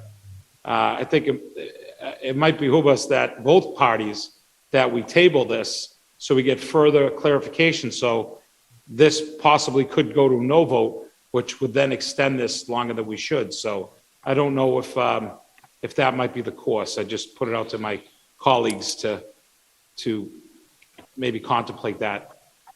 Without the engineer being here, with assessor really not gauging, the understanding of this as much as we should right now because understandable factors. I see the sides on both sides. It's a city sidewalk. It's taking land that not everybody will now traverse because it's being a handicap ramp, which I think is very important. I think that I want to move this forward, but I just want to make sure that there seems some discrepancies and some negotiations that need to be gone, but the negotiation shouldn't be done at this level. This should be done by the city engineer, who are the professionals in this situation, with our city administration and the council. So I truly think we should table this and until we get this information that Mr. Salam and his team sit together with the engineer and the city administration to clean up these fine issues. So this isn't in jeopardy of failing this evening. So If you guys allow me. Good. I'm an architect for 30 years and a project manager for 15 years. And I've been doing this project. I'm running the program for the ADA for Citizen Bank for the past 6 years. I've been done work in Pennsylvania, like over 250 branches, Philadelphia, Center City, and we have the same situation when we approach the township. As long as not intervening with the path of the public, in addition, it maintaining the building, there is no other option for us to make it accessible in the building.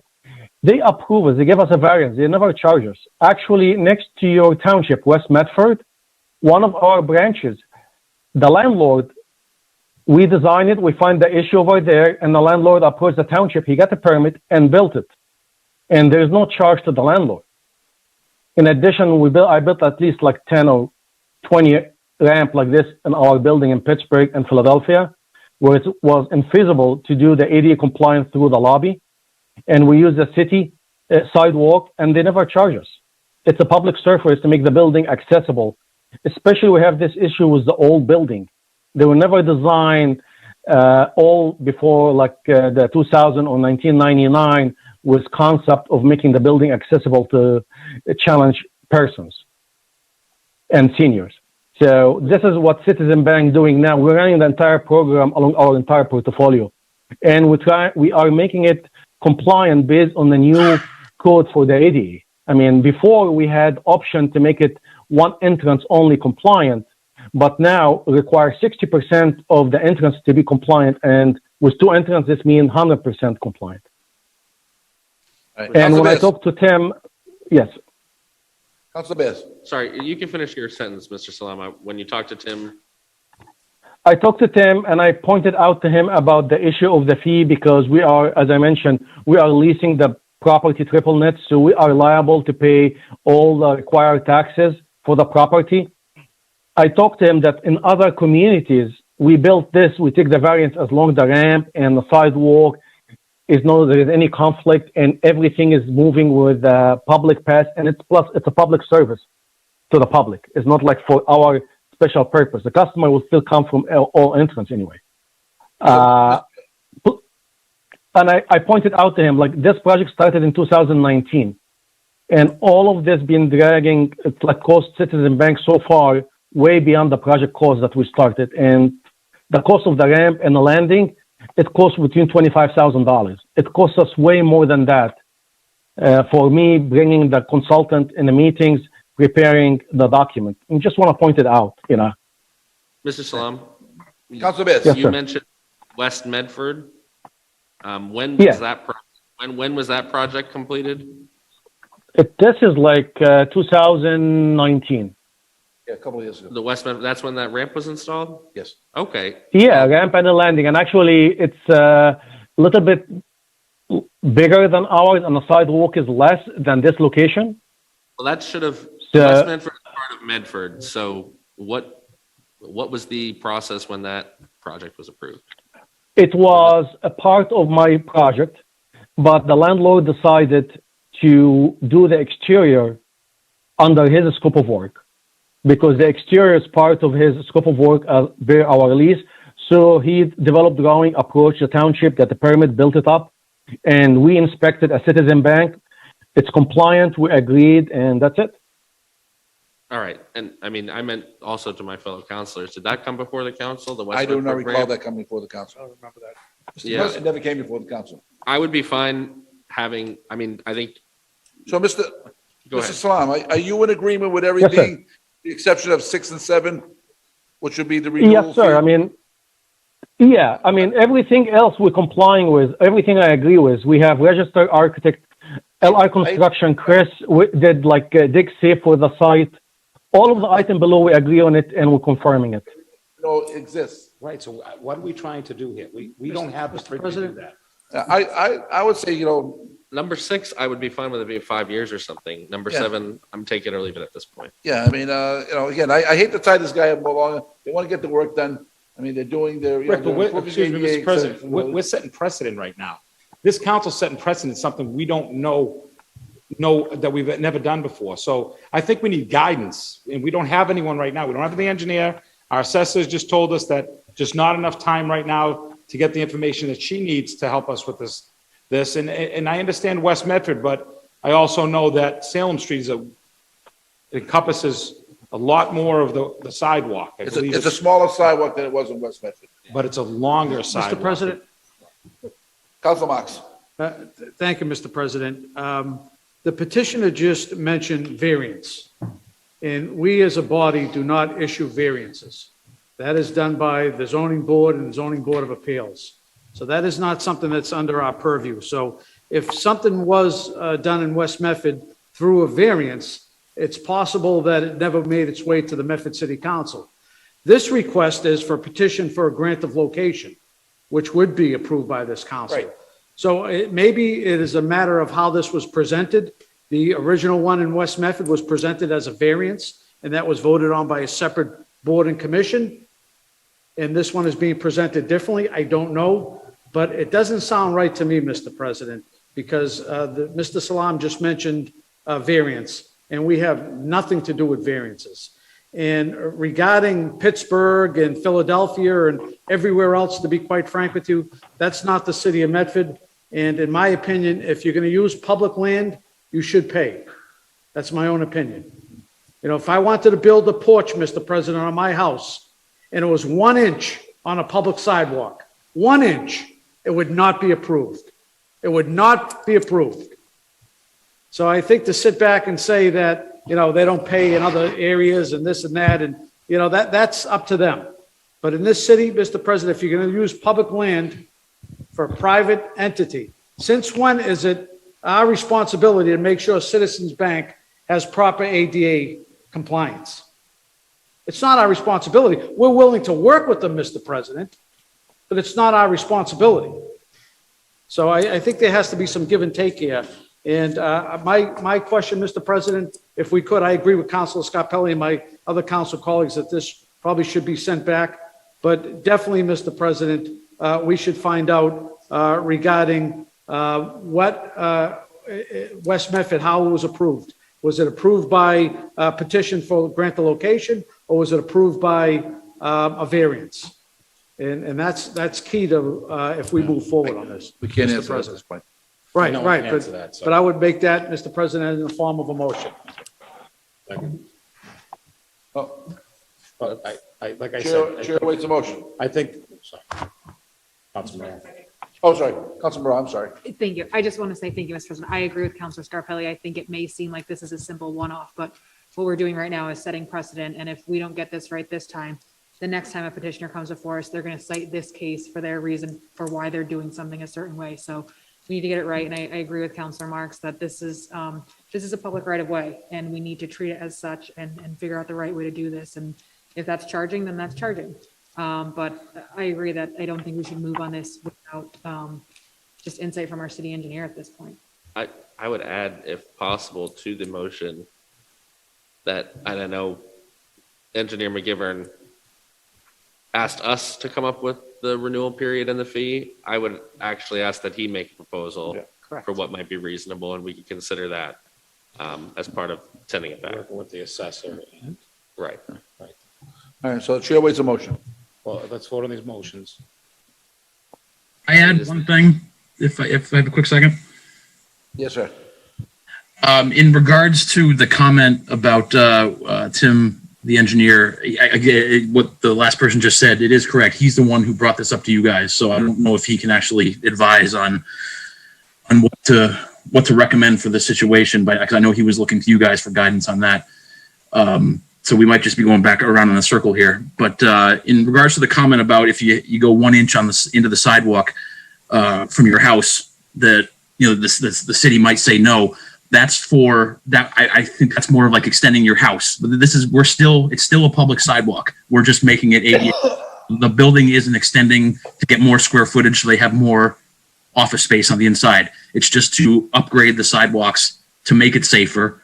And if we were doing a little give and take back and forth, we agreed to replace additional damaged concrete sidewalk sections around it, making the whole area safer. It's kind of a, we'll help you guys out. We'll replace more sidewalk if we're allowed to put the ramp out front.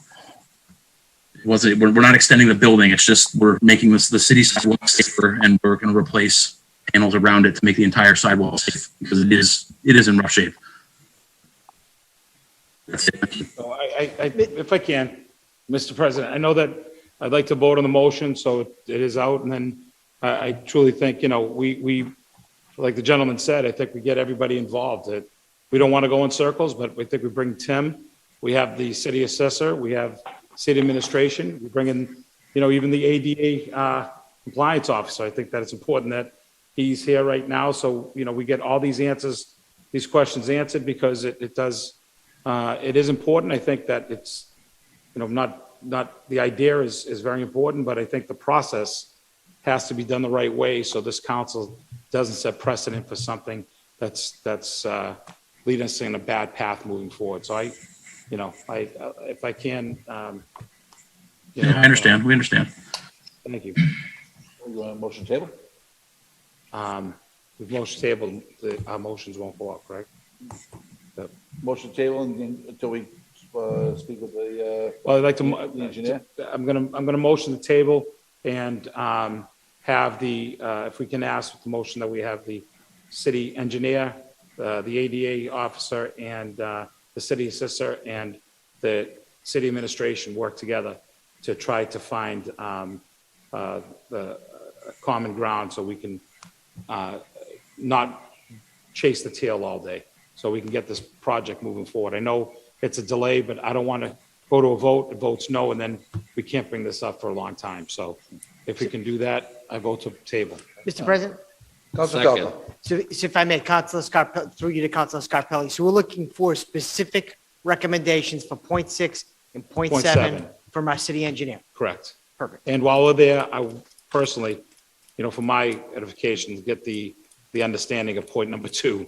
So that's a little bit clearer in my eyes, but my thing is, moving past 2, 6 and 7, we need that clarification. Perfect. Thank you. Okay, so on the motion by Councilor Scarpelli to table this until the engineer makes his recommendations on number 2, 6, and 7. President, I'd like to report on my motion. Yeah, that's it. And do you want to repeat your motion back for the clerk? My motion was to ask regarding the issuance of supposedly a variance. Right, variance, so we for know. the West Memphis, Yes, bank. And how that can happen. It wasn't variance. I don't know if it was variance for West Medford. It was handled by the landlord. Plus, there is multiple other sites within the township. Probably you guys have the same thing. The city. You, Mr. Salam, mentioned variance, so that's why I brought it Okay. up. So, on the motion table by Councilor Scarpelli, as amended, you want to put it in with his, or you want to, reported out, as amended by Councilor Marks on how the project in West Medford was completed. If it never came before the council, I Whether don't it was, recall that coming yeah. before the council. Second. Second by Councilor Bears. All those in favor? Aye. All those opposed? Motion passes. Okay. Thank you. 21457. Petition for a grant of location, National Grid, North Andover, Massachusetts, location of underground electrical conduits.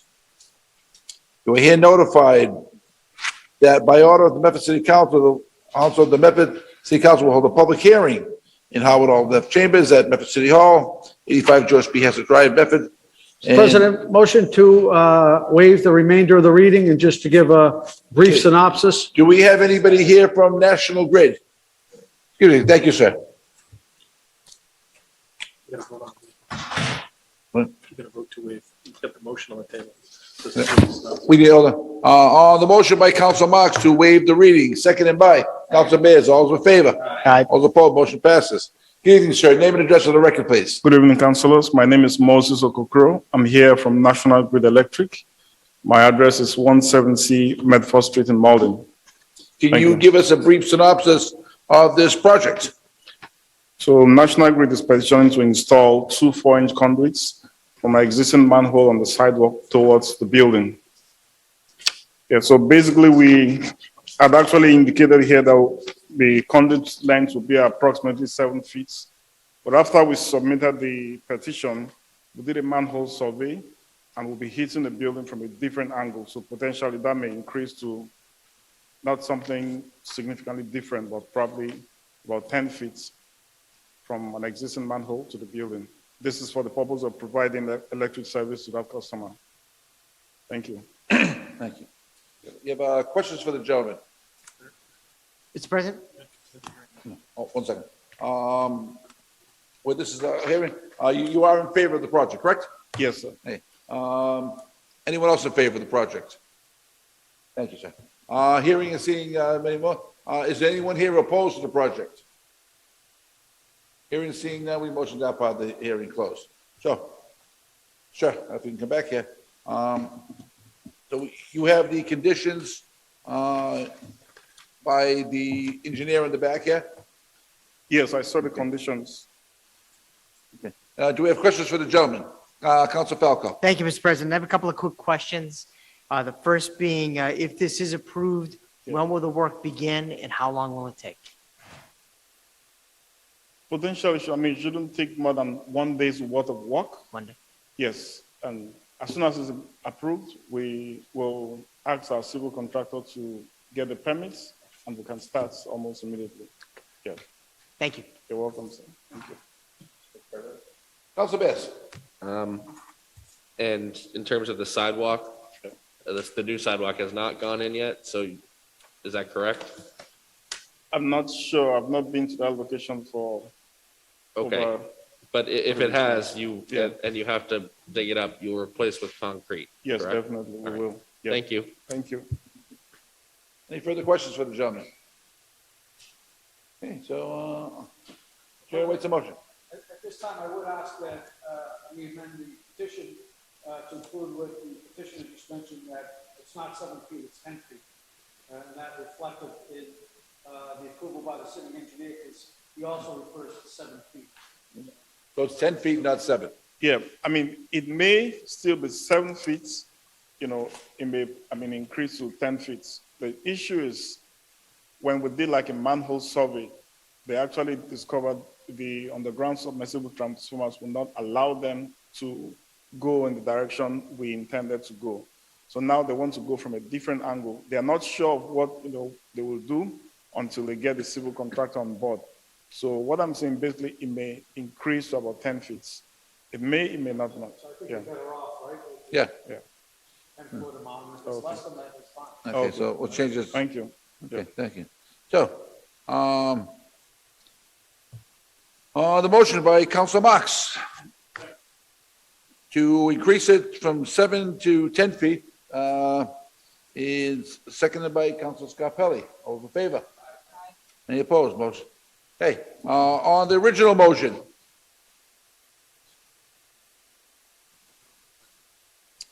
On the motion by Council Bears to approve as amended, seconded by? Seconded by Council Marks. All those in favor? Aye. All those opposed?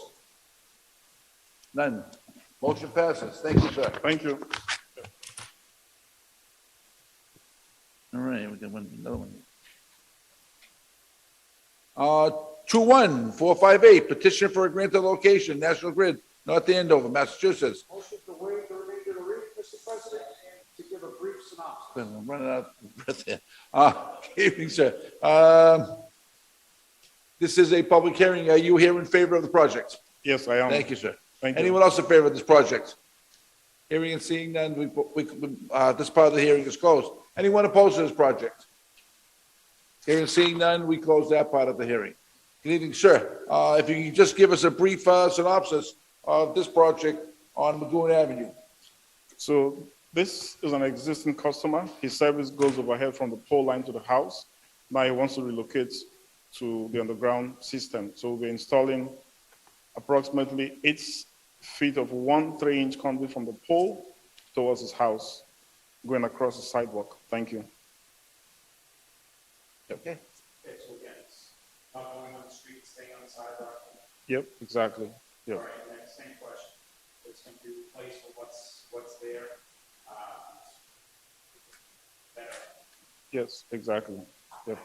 Thank you. Mr. President? Council Falco. Just a quick question as far as, how long will this project take? Yeah, less than 1 day's worth of work. 1 day's work. Okay, Yeah. thank you. Thank you. Okay, on the motion by Council Scarpelli, seconded by Council Bears. All those in favor? Aye. All those opposed, motion passes. Thank you, sir. Thank you. Okay.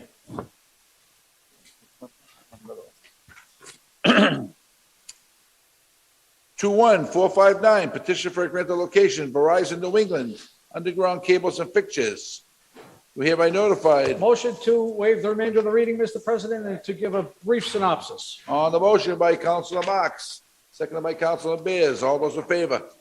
All those opposed, motion passes. Do we have anybody here from Verizon this evening? Motion to table, Mr. President. Hold on. Maybe this James, James, is that James? Good evening, councilors. James Day of Toronto, contract engineer on behalf of Verizon New England. Thank you, sir. If you could give us a brief synopsis of this project? Absolutely. So Verizon will be placing approximately 10 feet of two 4-inch conduits from handhole 1 to the property line in order to connect with underground facilities at the property line of 662 Boston Avenue. We're doing that to provide Verizon service to the new MBTA station of the Green Line, I believe it is. Okay. Any, okay. So, well, this is a hearing, you are in favor of this project, correct? Yes, sir. Thank you, sir. Anyone else in favor? Hearing and seeing none, motion that part of the hearing closed. Anyone opposed to this project? Hearing and seeing none, we motion that part of the hearing closed. Okay, so any more questions for the petitioner from Verizon? Mr. President. Council Falco. Thank you, Mr. President. If I may, how long do you think this will take to complete? From what I have here, I don't anticipate it will take longer than a day. Okay, perfect. Thank you. Of course. Any further questions, petitioner? The motion by Councilor Scarpelli for approval, seconded by? Second. Seconded by Councilor Bears. All those in favor? Aye. All those opposed? Motion passes. Thank you, sir. Thank you. Good evening. Okay. Just time for my stuff. I think that's it for the petitions. Okay. 21491, offered by Councilor Bears. Be it resolved by the Medford City Council that the Cannabis Advisory Commission and/or the city administration include labor peace agreement language in any host community agreements made between the city of Medford and any potential recreational or medicinal cannabis dispensaries. Councilor Bears. Thank you, Mr. President. As folks may or may not know, one of the fastest growing unionized industries in the state is the medical and recreational marijuana industry. Several of our local unions have been going out and organizing workers at these various locations. One thing that has been included in many agreements between municipalities and the owners or license holders of these facilities is that the license holders will not try to oppose a unionization effort if it comes to their shop. So that is the request here of the Cannabis Advisory Commission and the city to include language in our agreements that ask these license holders not to oppose unionization efforts at these facilities. We had all the hearings that have already been completed. I don't know if we have the authority to demand this in there. The hearings are already been done. So Right. to add new language into maybe something going forward, but to add new language into the agreement that was already reached with these people, I don't know. I think we should be seeking a legal opinion on this. I don't believe that the host community agreements have been agreed to because they would have to have been approved. Well, like I say, the hearings have all been done. But that's for the licensure. The host community agreements are when they decide on the final three applicants, then they would begin negotiations around the host community agreements. So that's my understanding of the process. All right, so, thank you. Any further discussion on this? I would move approval. Mr. President, Mr. President, Councilor Marks. I would feel more comfortable if we did get an opinion from the city solicitor. You know, and we did create a cannabis advisory commission for a purpose. And I don't want to overstep our boundaries by, the resolution refers to include. Include to me is asking them to put it in there. Yes, Not asking them whether they would review or take it under advisement. We're changing the rules You're now. asking them to include it. So I just would feel more comfortable having city solicitor take a look at it. Yeah. I've made a motion to approve, but whatever happens, happens. There's no second on it, Yes. so. On the motion by Council Bears to approve, seconded by.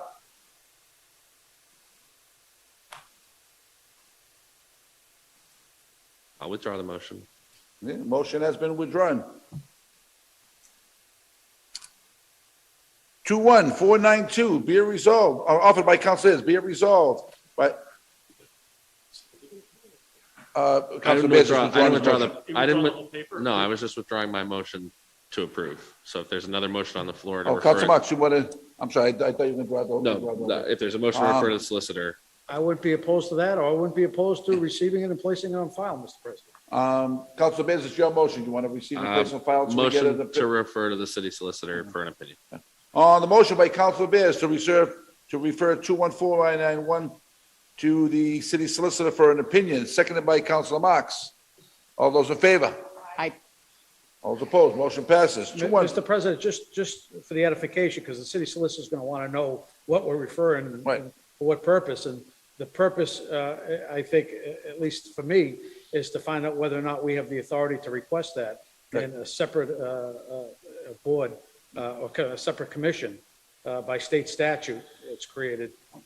So that would be the question I have. Okay. Whether we have the authority.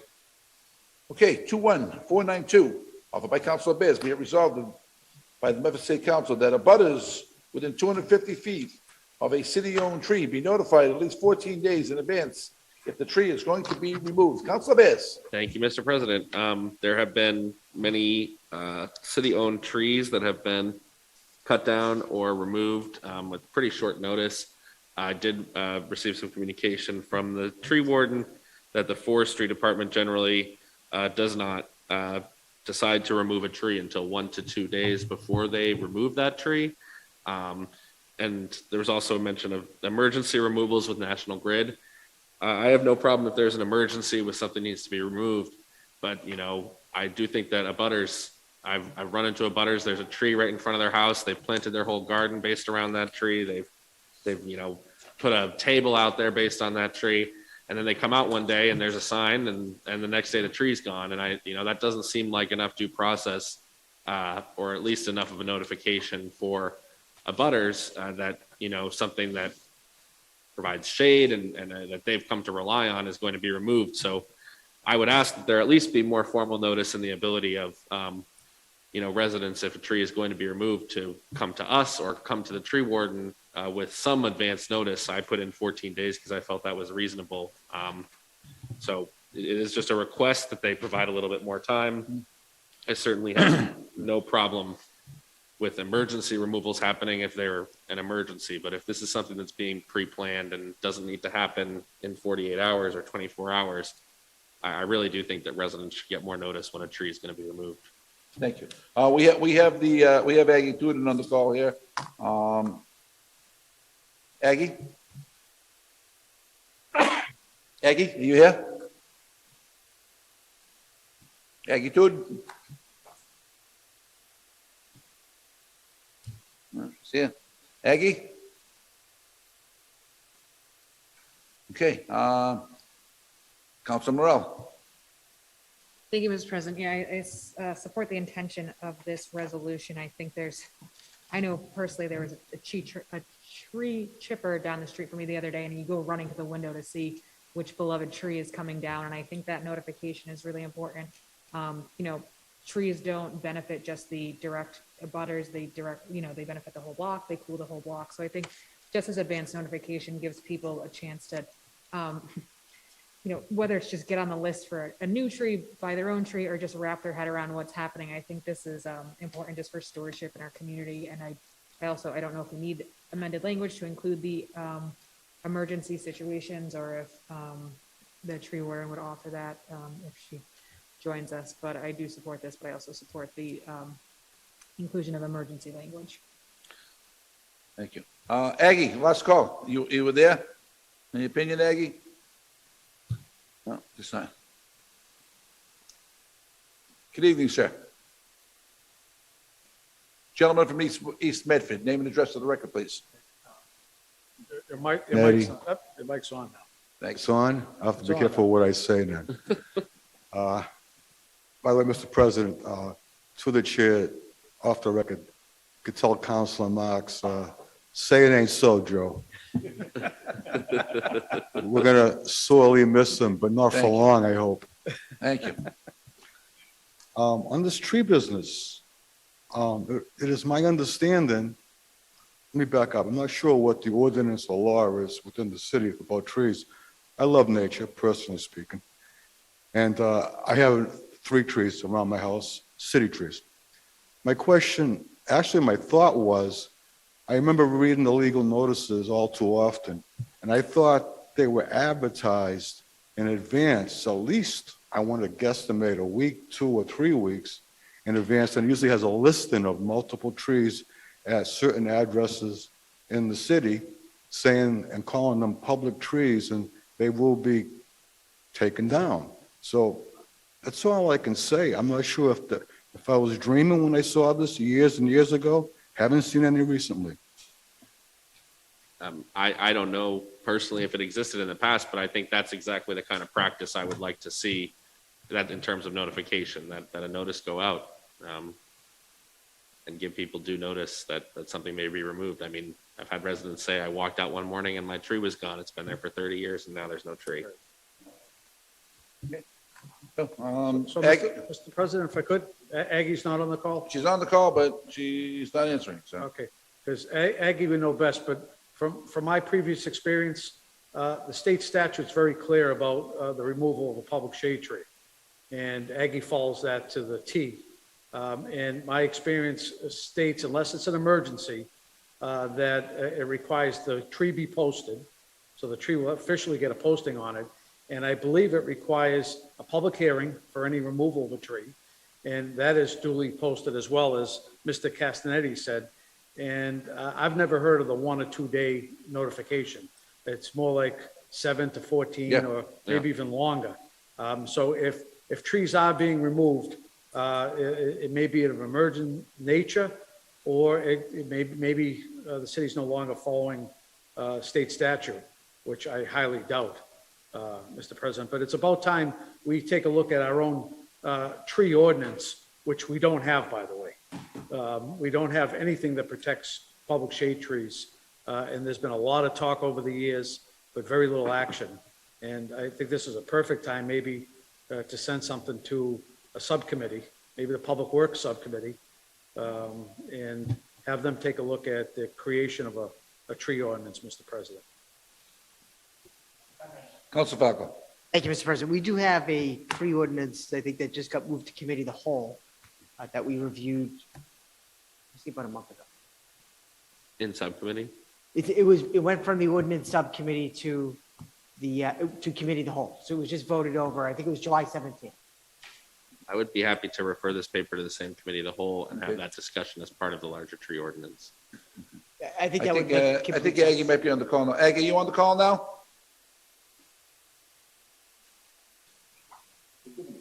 No.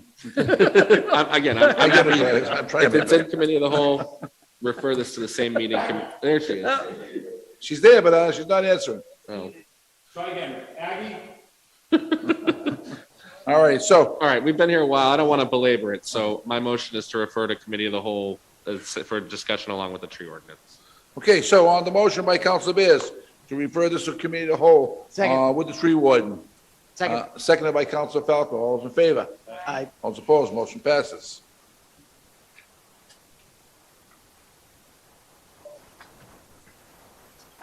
I'll skip mine because I got a couple here and then I'll read them. Chair.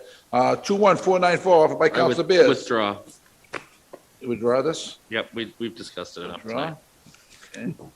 21495 offered by Council Bears. Be it resolved by the Memphis City Council that we receive an update from Intergovernmental Affairs Subcommittee regarding paper 21.312 to support state legislation regarding pilot payments. This paper is in committee. Mr. Clerk, who is the chair of that committee? Who's the? I can look on my phone. Hold on, in front of me. I think I am, Mr. Chair. Council Marks, you are the chair? I think If so. you could, maybe call a meeting going down the line, Yeah, I'm not quite sure what we're going to discuss. okay. The action was to wait for the state legislature to And this is going, enact a piece of legislation, which never happened. it never happened. And, Well, I mean, I guess we could meet to talk because we have nothing else to do, but I believe well, we have plenty to do. The resolution was that this council would contact the legislature and say that we support the legislation that has been filed. And I believe the issue at the time was that bill numbers had not been issued yet, that kind of thing. So it was just kind of still a docket number, a temporary number. Bill numbers have now been issued, and we put a 90-day shot clock on the paper that the subcommittee would meet in 90 days to discuss whether we thought it was reasonable for this council to support such a legislation. So that's, I believe, where we left it. right. And I don't believe that council has the authority to put a 90-day shot clock on a subcommittee. So I think the council overstepped its boundaries, but needless to say, Mr. President, I'm not sure quite what will be the discussion on a piece of legislation that hasn't been passed. Right. So that we need to give local cities and towns the authority to make a pilot and in lieu of tax payment mandatory for certain entities. And if that legislation is not passed, I'm not sure what the subcommittee's use is. If you're looking just for the council to give a vote of support on the legislation, then I don't think that was the correct place to send it to a subcommittee for that. That was not my motion to send it to subcommittee, Well, certainly. that's what was passed, right? Right, well, I mean, I'd be happy to file it again. It is my, I just don't know what we're going to discuss. What do we discuss? Something that may eventually be passed by the state legislature? well, that was, I mean, it could be a 5-minute meeting to say, yes, we should send our note of support to the legislature that we think this is something that we should have. Just on the substance of it, I do think we need more authority and uniformity in state government and state statute to provide clarity around pilot agreements.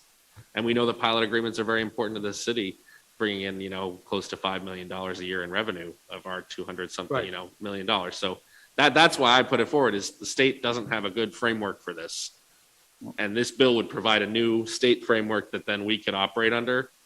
The request was just that we support these bills and ask that our delegation advance them in the legislature. Right. So in my opinion, Mr. President, and maybe this is the conversation we could have at subcommittee, but in my opinion, Mr. President, the city is what needs to put together a Right. framework regarding in lieu of tax payment. City council does not negotiate pilot agreements. And there is no current, as far as I know, game plan within the community. And I was one of the first members when I first got on the council to request Tufts University, which never gave it in lieu of tax payment. And I was one of the first to initiate that, Mr. President. And then Mayor McGlynn signed a 10-year pilot program, Yeah. which was severely, underfunded, in my opinion, or not what it should have been for such an institution. But needless to say, Mr. President, this legislation doesn't say that the cities and towns have the authority to create their own, policy or procedures. This states that it goes from voluntary to mandatory. That's a huge change, Mr. President, that could potentially impact every church in the community and every nonprofit that's servicing homeless, that's servicing disabled, that's doing yeoman's work, Mr. President. This could have a giant impact. So I don't think it's as easy to say we should just support this. This has really far-reaching impact on nonprofits, including churches, Mr. President, in this community. I don't want to get into the minutia, but the legislation that is proposed in the State House would not apply to churches or social service organizations. So there would not be mandatory payments for either of those groups. That's from the gentleman I talked to that I think you've been speaking with, and that probably initiated this with you. That will be left up to cities and towns.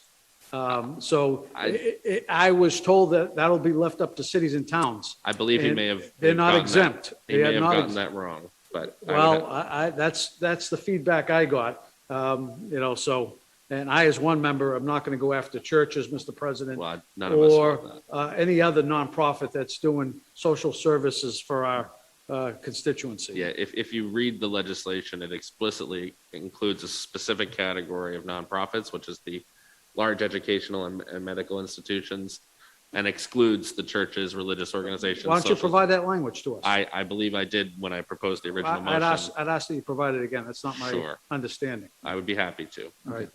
In any case, on your other point, which is the local action that we can take, I do have proposed ordinance language, and I would love to have a committee of the whole on what we could create as a local ordinance around pilot agreements. City council does not negotiate pilot agreements. Yes, The this, mayor- the this mayor would does. create a framework, and actually I have had several discussions with the mayor and Well- residents on Well, this. when the mayor comes here with her suggestions, we'll take it up. But meanwhile, the mayor is the chief negotiating officer of the city. And the mayor negotiates pilot agreements, not the city council. All right. So, on the motion by Councilor Bears, to receive a report, that's, I'll withdraw. motion fine. withdrawn.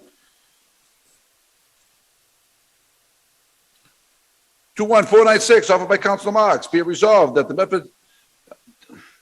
Medford Deputy Fire Chief Fran Fusco be recognized on his recent retirement after serving the residents of Medford with distinction for the past 34 years. Councilor Marks. Thank you, Mr. President. For all of us that know Deputy Chief Fusco, he started up through the ranks, Mr. President, and worked his way up to Deputy Chief. And you couldn't meet a kinder, gentler man, Mr. President, a man who has raised a family, a man who has dedicated his life to the firefighting profession in the city of Medford, a man that always has been honored and respected in his field, and someone that really is going to be sorely missed. His breadth of knowledge regarding fire suppression, regarding fire management, and just the administration of a fire department. It goes unmatched. And, personally, I wish he had a few more years because I think he would have made a great chief, to be quite frank with you. Yep. He's loved by his fellow firefighters. He's a man of reason, a man of knowledge, and I think someone that would have really done well in that role. But however, he is retiring. I want to wish him well, and I look forward to seeing him around the community, Mr. President, and I wish him well on any future endeavors. Thank you.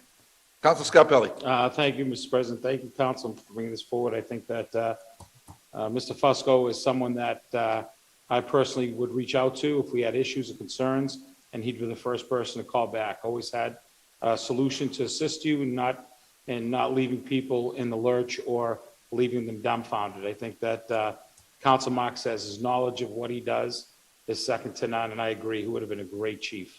But more than that, I think the respect and what he gets from his colleagues and the people that work for him, I think is pretty impressive. So I think that it's again, you celebrate and you applaud and you congratulate him on his retirement, but they're definitely going to be shoes that need to be filled by a few people, I think. So thank you, Mr. Fusco, and again, a great Medford family, and I'm glad he settled in this area to raise his family. So thank you so much. Thank you. Councilor Falco.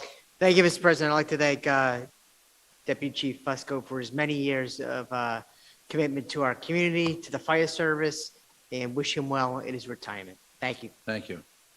And personally, I see him almost every day now, even though I wasn't seeing him before. But he had a little different job. He was a safety officer. He went around. He did the inspections. He always made sure that the best interests of the city were always came first. So, Fran, I'm glad I see you every day. Now you're a much more relaxed guy. Good luck in your retirement. All right, on the motion by Council Marks, seconded by Council Scarpelli. Mr. All those in President, if we favor? could send Deputy Chief Fusco Citation? a council citation. Mr. Clerk, Wishing yes. him well, Mr. President. Okay. Okay, so on the motion by Council Marks, seconded by Council Scarpelli. All those in favor? Aye. All those opposed? Motion passes. 21500, offered by Vice President Knight, is asked to be tabled. 21501, by Vice President Knight, is asked to be tabled. 21502, offered by President Knight, Vice President Knight, is asked to be tabled. What? I didn't get that part yet. Hold on. Did I miss one? Oh, yeah, I'm sorry, yeah. 21497, also be tabled.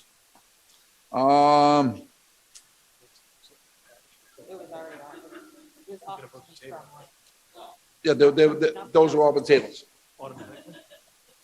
So, on the motion, Council Falcon, you can make the motion to table all those for Council Knight, because he's not here. Yes, I'd like to make the motion to table those resolutions offered by Council Knight until he returns. Thank you. Seconded by?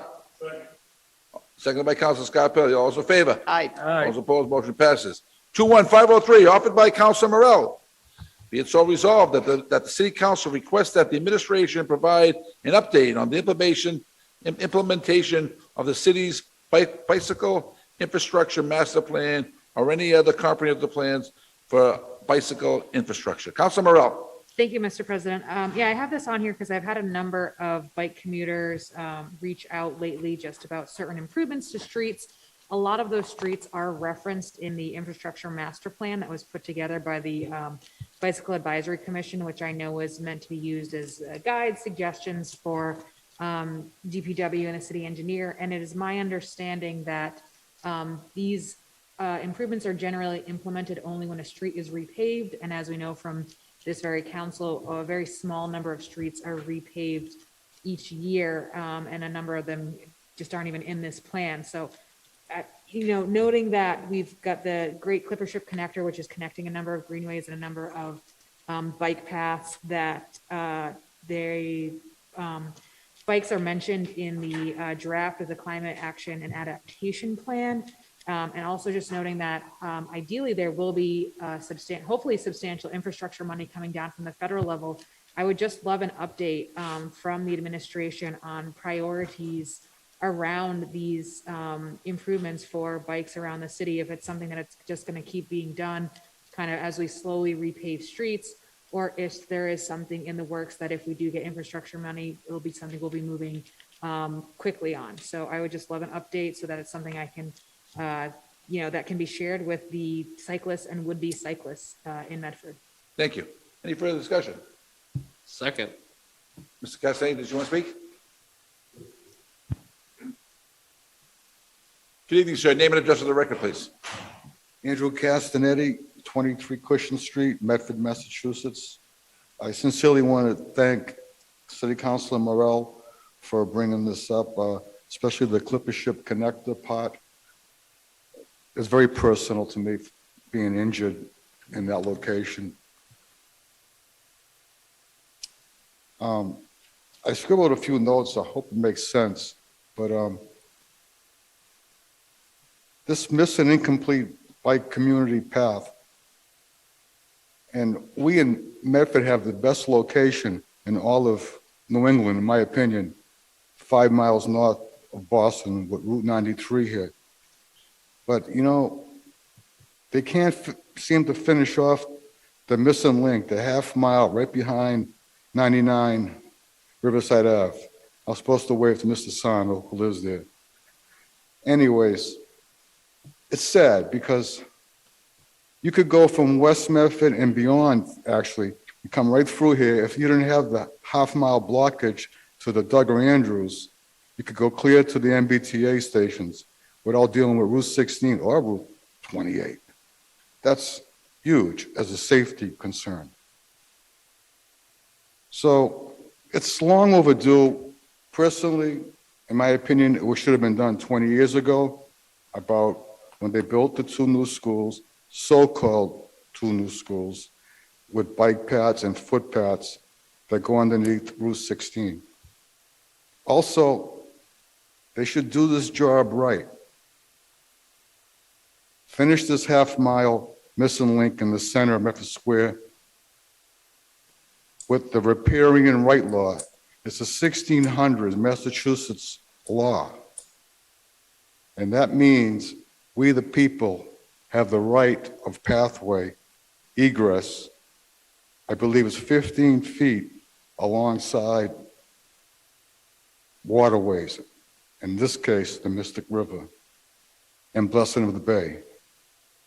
Please build this missing link. The part that's missing is right next to the Duggar Andrews School, that piece of land there. And then the next piece would be the Riverside Yacht Club. And then heading towards the square would be 2 condo buildings, 54 to 68, Ship Ave, I believe. And by the way, they have 2 fences on each end of the property that go from the sidewalk all the way to the river, which, in my opinion, on the riparian rights, is illegally built on the people's egress land. And then there's another building going towards 93, that will be the last building, is 76 Ship Ave, large condo complex of approximately 20 units. They have plenty of land, and they didn't build any fences on top of the people's land. Then it continues around where I actually broke my hand with a bike injury when my bike found one of 2 potholes, 4 feet wide, 1 to 2 feet deep. They're still there. They put cones there. I found one in the river today, took my bike ride again. I put 1 cone inside the hole. The DCR, they should at least fill in the potholes, which is grass. And the storm outfall number is OF 04100.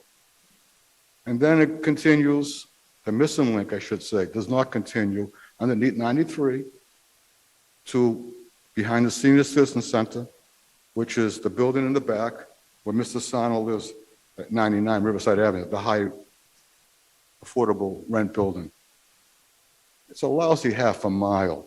We're talking like 10, 15 miles beyond Arlington, Lexington, possibly.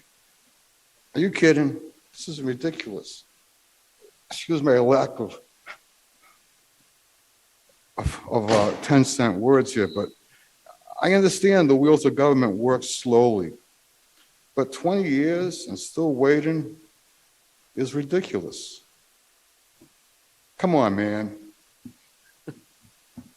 Let's get the missing half-mile pad done now and complete the 10-mile plus route to the MBTA, Assembly Row, and Station Landing, and safely keep we the people off the streets, especially Route 16 and Route 28. This is a no-brainer. Please, city, wake up. We recently received some funds from the federal government for the station landing area to do a bridge and some more of the walkway over there. I think Council Falcon and myself were there for the dedication. Last week's transcript? No, is that? Yeah, that's. This was. It's going underneath Route 28. Like some of you already did it, at my path to Sunday Road, they already have that. This is great. Barber is the rep? Yes. Right. But you know, I'm talking about the center of Medford over 20 effing years. Come on, people. I don't want to speak French no more. That's a DCR project. I know they are working on it. Isn't Clippership approved? Yeah, the Clippership, it's approved. Right. Yeah, it's And very are they actually going to build it on our property? As On far DCR as the property. egress next to the river behind those condo complexes? Because they were complaining. They Yes. are. Or they have to build a little bit onto the water in order to give them a break, which they don't need. They already built the fence on our land. I'm speaking straight English here. That's wrong. I'm sorry, my heart bleeds. My head broke.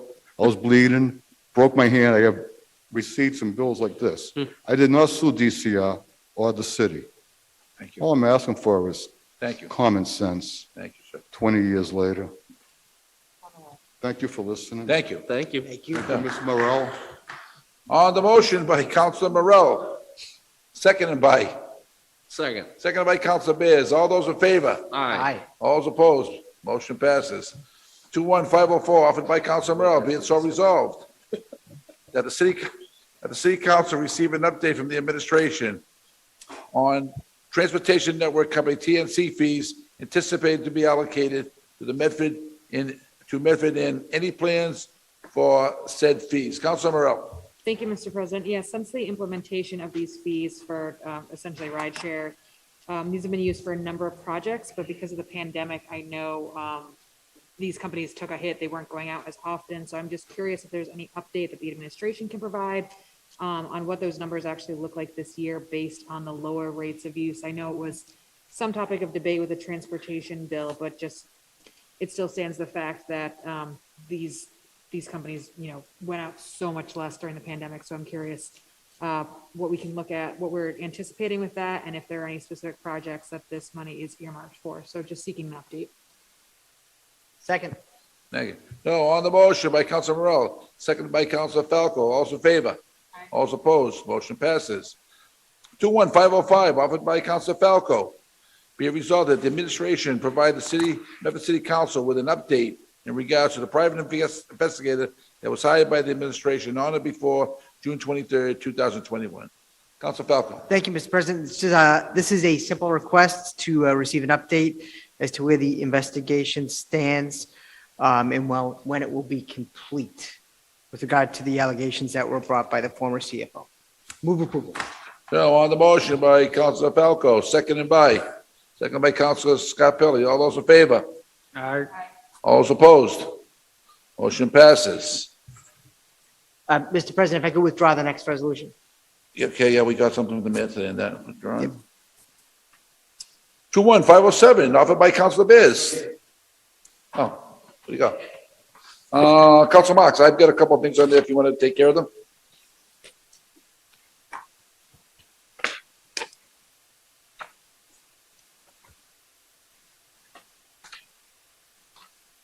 Two 21498, paper 21498 offered by President Caraviallo, be it so resolved that the Medford City Council send its deepest and sincere condolences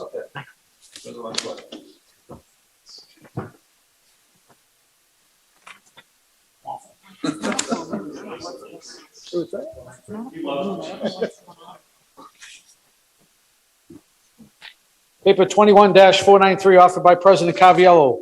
Be it so resolved that the Medford City Council request that DCR make openings in the guardrail at Duggar Park for easier access into the park. Council President Caraviallo. Thank you, Mr. President. I've been approached by some members of the Park Commission in regards to the guardrail over by Duggar Park. There's only like one opening or two, and the other one is far down. And for some people, it's hard getting over the guardrail. So we're asking that DCR make a couple of more openings, especially over by the basketball court and a little further down, so they can be more openings, so people can just a little easier egress into the park. So again, if we could send that to our state delegation and to DCR to open that up. If I can amend that. Council Scarpelli. Thank you for Council Carvello bringing that forward. I know that, with the updates now with the tennis courts, and as you see what goes on at Duggar Park and how much of a vital park it is to the community there, I often thought why those guardrails are even there. I think that there's got to be something more pleasing to the eye. I know that there is the post and rail type of guardrail. So I'd be interested to see if we could ask the state delegations to look at maybe converting that old wrought iron, which is pretty dangerous on the other side, very dangerous on the other side, that we can look at more traditional fencing that's used. If there's any even needed. I know that there's a need because I think there's no sidewalk, I believe. So, but I think we need something there. But I think that there are so many aesthetically pleasing, solutions we can use. I know that they have just it has the wood look that has the post and rail look. I think it looks so much classier, more inviting, and allows the openings along as you walk. So, and provides the safety that's needed. But I know a few times with kids that are playing basketball and you know, I know it's further away, but someone's taking a run at that and they run into that guardrail. I'm shocked we haven't, or at least we haven't heard any more serious incidents. So if you allow me to amend that to ask us state delegates to look at replacing that altogether.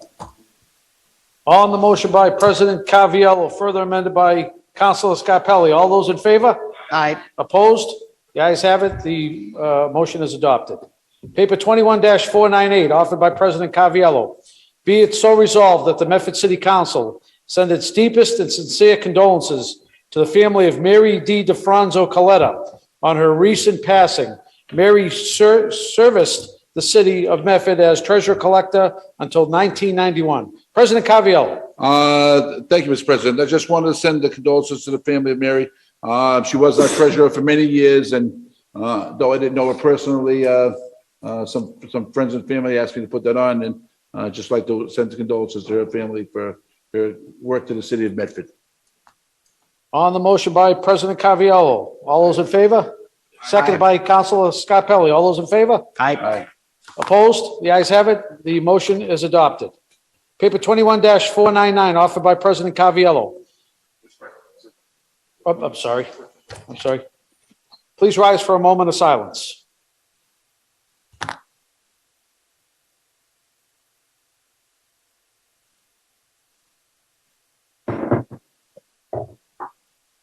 Thank you. Paper 21-499, offered by President Caviello. Be it so resolved that the Medford City Council demand that the DCR cut the weeds on Route 16 at the Main Street Bridge and all surrounding areas of the bridge that have not been cut in 2 years. Please send this correspondence to Senator Jalen and Representative Barber for immediate assistance. Council President Thank you, Mr. Caviello. President. Mr. President, this is something I put on last year, and I asked, and now I'm kind of demanding. I mean, the weeds are 6 feet tall, and especially on the bridge area, and that whole area all along the Craddock Bridge, the Main Street Bridge, and over there. I'd say severely overgrown. The weeds are growing everywhere onto the road. I say they haven't been cleaned in 2 years. Please, if they can please get those done, it's an eyesore for our community. So I request that we contact our 2 separate representatives who represent that area and get the DCI down there just to clean that up. It's a mess. Thank you, Mr. President. Councilor Falco. Thank you, Mr. President. I want to thank Councilor Caviello for bringing this forward. I was down in that area the past couple of weeks at the farmers market and also at one of the MFN concerts, and it is really overgrown. Yeah. It needs to be addressed. I saw a parent walking the child on the sidewalk, and the weeds were taller than the kid, and that's just unacceptable. And the DCR needs to do a better job of actually maintaining their property within our city. If you go to any of their properties within the city, it's just overgrown, and it has been mowed in ages, and we always have to ask for it to be mowed. It's never mowed on its own. So if I could amend the resolution to get some sort of a maintenance schedule from DCR as to how often they come to our city to maintain their properties, because to me, it always seems like they're not maintaining them unless we're asking, and they should be able to manage that on their own without us getting involved. But I want to see some sort of maintenance schedule. So if the council would allow, I'd like to amend the resolution. Thank you. Mr. President, if I could ask one more time, with the advent of, we have the people down there with the paddle Boston. I ask every year, please get the trees out of the water down this, especially with the Craddock Bridge, where those people rent the canoes and the kayaks. In that whole area, there's trees that have fallen in the water and sticking up. Someone's going to get hurt there one time. And again, I've asked probably 3 to 4 different times over the years, send someone down there and get the trees out of the water so nobody gets hurt. in that water down there, in that Craddock area where Paddle Boston is. So, if I could amend that, motion also. On the motion of President Caviello, seconded by Councilor Scarpelli, further amended by Councilor Falco, and further amended by President Caviello. All in favor? Aye. Opposed? The ayes have it. The amendment is adopted. Motion to take the papers in the hands of the clerk? Do we have Oh, something yeah, else? Council Bears has one. He was out when it got to him. My apologies. Yep, my apologies. Paper 21-507 offered by Councilor Beers. Be resolved by the Medford City Council that the utility pole blocking the middle of the sidewalk on Boston Ave across from the new Green Line Extension Station be moved to ensure full ADA access. Councilor Beers. Thank you, Mr. President. We have in this specific area, it's kind of right in between the garage where Tufts Police is and the heating and cooling building. There are 3 poles in the sidewalk right next to each other. One of them is holding a street light. The other 2 seem to be holding phone lines, electric lines, that kind of thing. The one holding the street light is dead center of the sidewalk, and you have to basically go in, out, up, and around. And I don't even know if you could fit a wheelchair through there. So that pole really needs to be removed. All of those services could be consolidated onto one pole that would not obstruct the access. And especially with the Green Line extension coming in, that's going to be a very highly trafficked area. So I would hope that with the construction and everything going on, that this is something that can be addressed quickly. Thank you. Second. On the motion by Councilor Beers, seconded by Councilor Falco. All in favor? Aye. Opposed? The ayes have it. The motion is adopted. Is that it? We have papers in the hands of the clerk.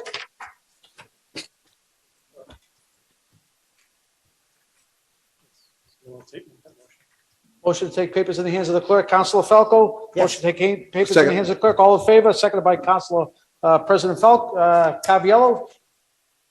All in favor? Aye. Ayes have it. Mr. Clerk, papers in the hands of the clerk.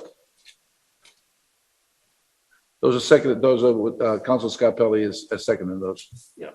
As coach sponsoring those. So this is Vice President Knight and Councilor Scarpelli under suspension, Vice President Knight, Councilor Scarpelli under suspension, President Caraviello under suspension. Okay. Thank you, Mr. Clerk. In order. Paper 21-510 offered by, under suspension by Vice President Knight and Councilor Scarpelli.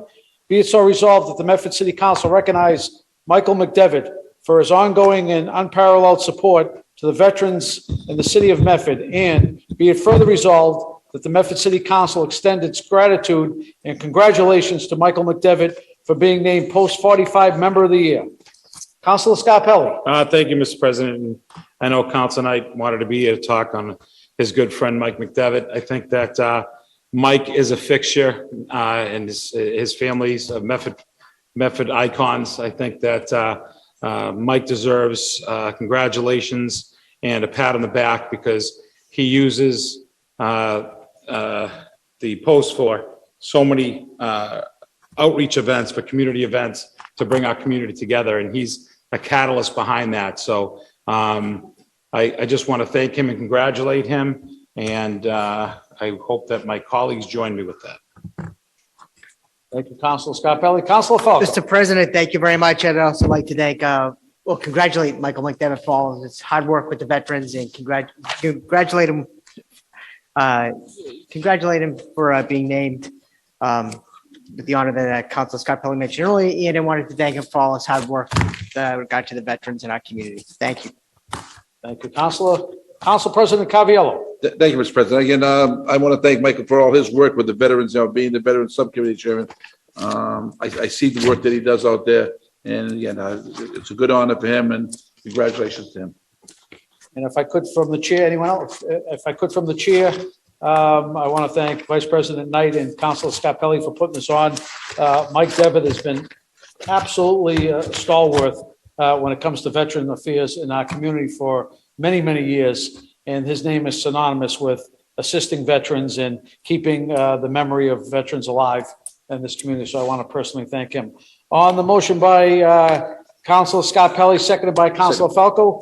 All those in favor? Aye. Opposed? The ayes have it. The motion is adopted. Paper 21-511, offered under suspension by Vice President Knight and Councilor Scarpelli. Be it so resolved that the Medford City Council make the following announcement in support of Medford's veterans. There will be a veterans rally on Thursday, September 2nd, between 10 a.m. and 12 p.m. at Medford City Hall to raise awareness concerning veterans' rights and benefits. All are welcome to attend in support of our local heroes. Councilor Scarpelli. Again, I think that once the word came out, such an event, I think anytime that we have an opportunity to celebrate and stand hand in hand with our veterans, I think we as a community have to stand up and do so. So I thank Councilor Knight for bringing this initiative forward and giving me the opportunity to spread the word and making sure that we all find our way to supporting our veterans that day and and letting them know that the city of Medford truly appreciates everything they've done for us and, you know, where we've come, where we are today and where we go tomorrow. I think our veterans are a key part and a cornerstone of that vision. So thank you, Mr. President. Second you. On the motion by Councilor Scarpelli, seconded by President Caviola. All those in favor? Aye. Opposed? The ayes have it. The motion is adopted. Paper 21-512, offered under suspension by Vice President Caviola.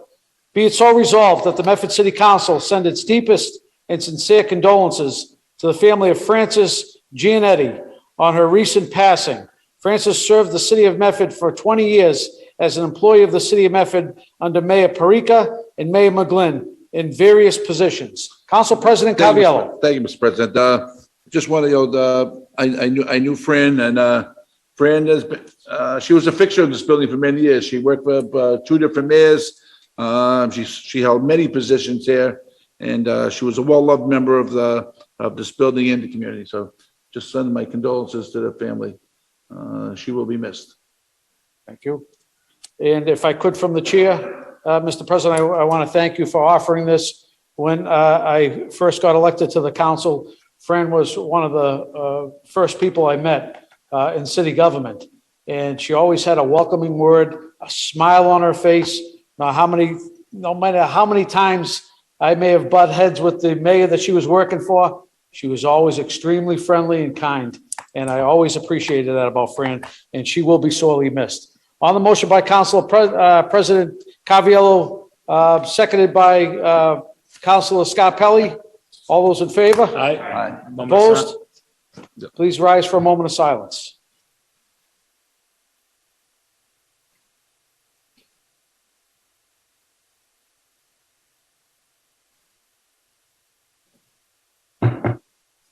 Mr. President, motion to take paper 21-450 off the table.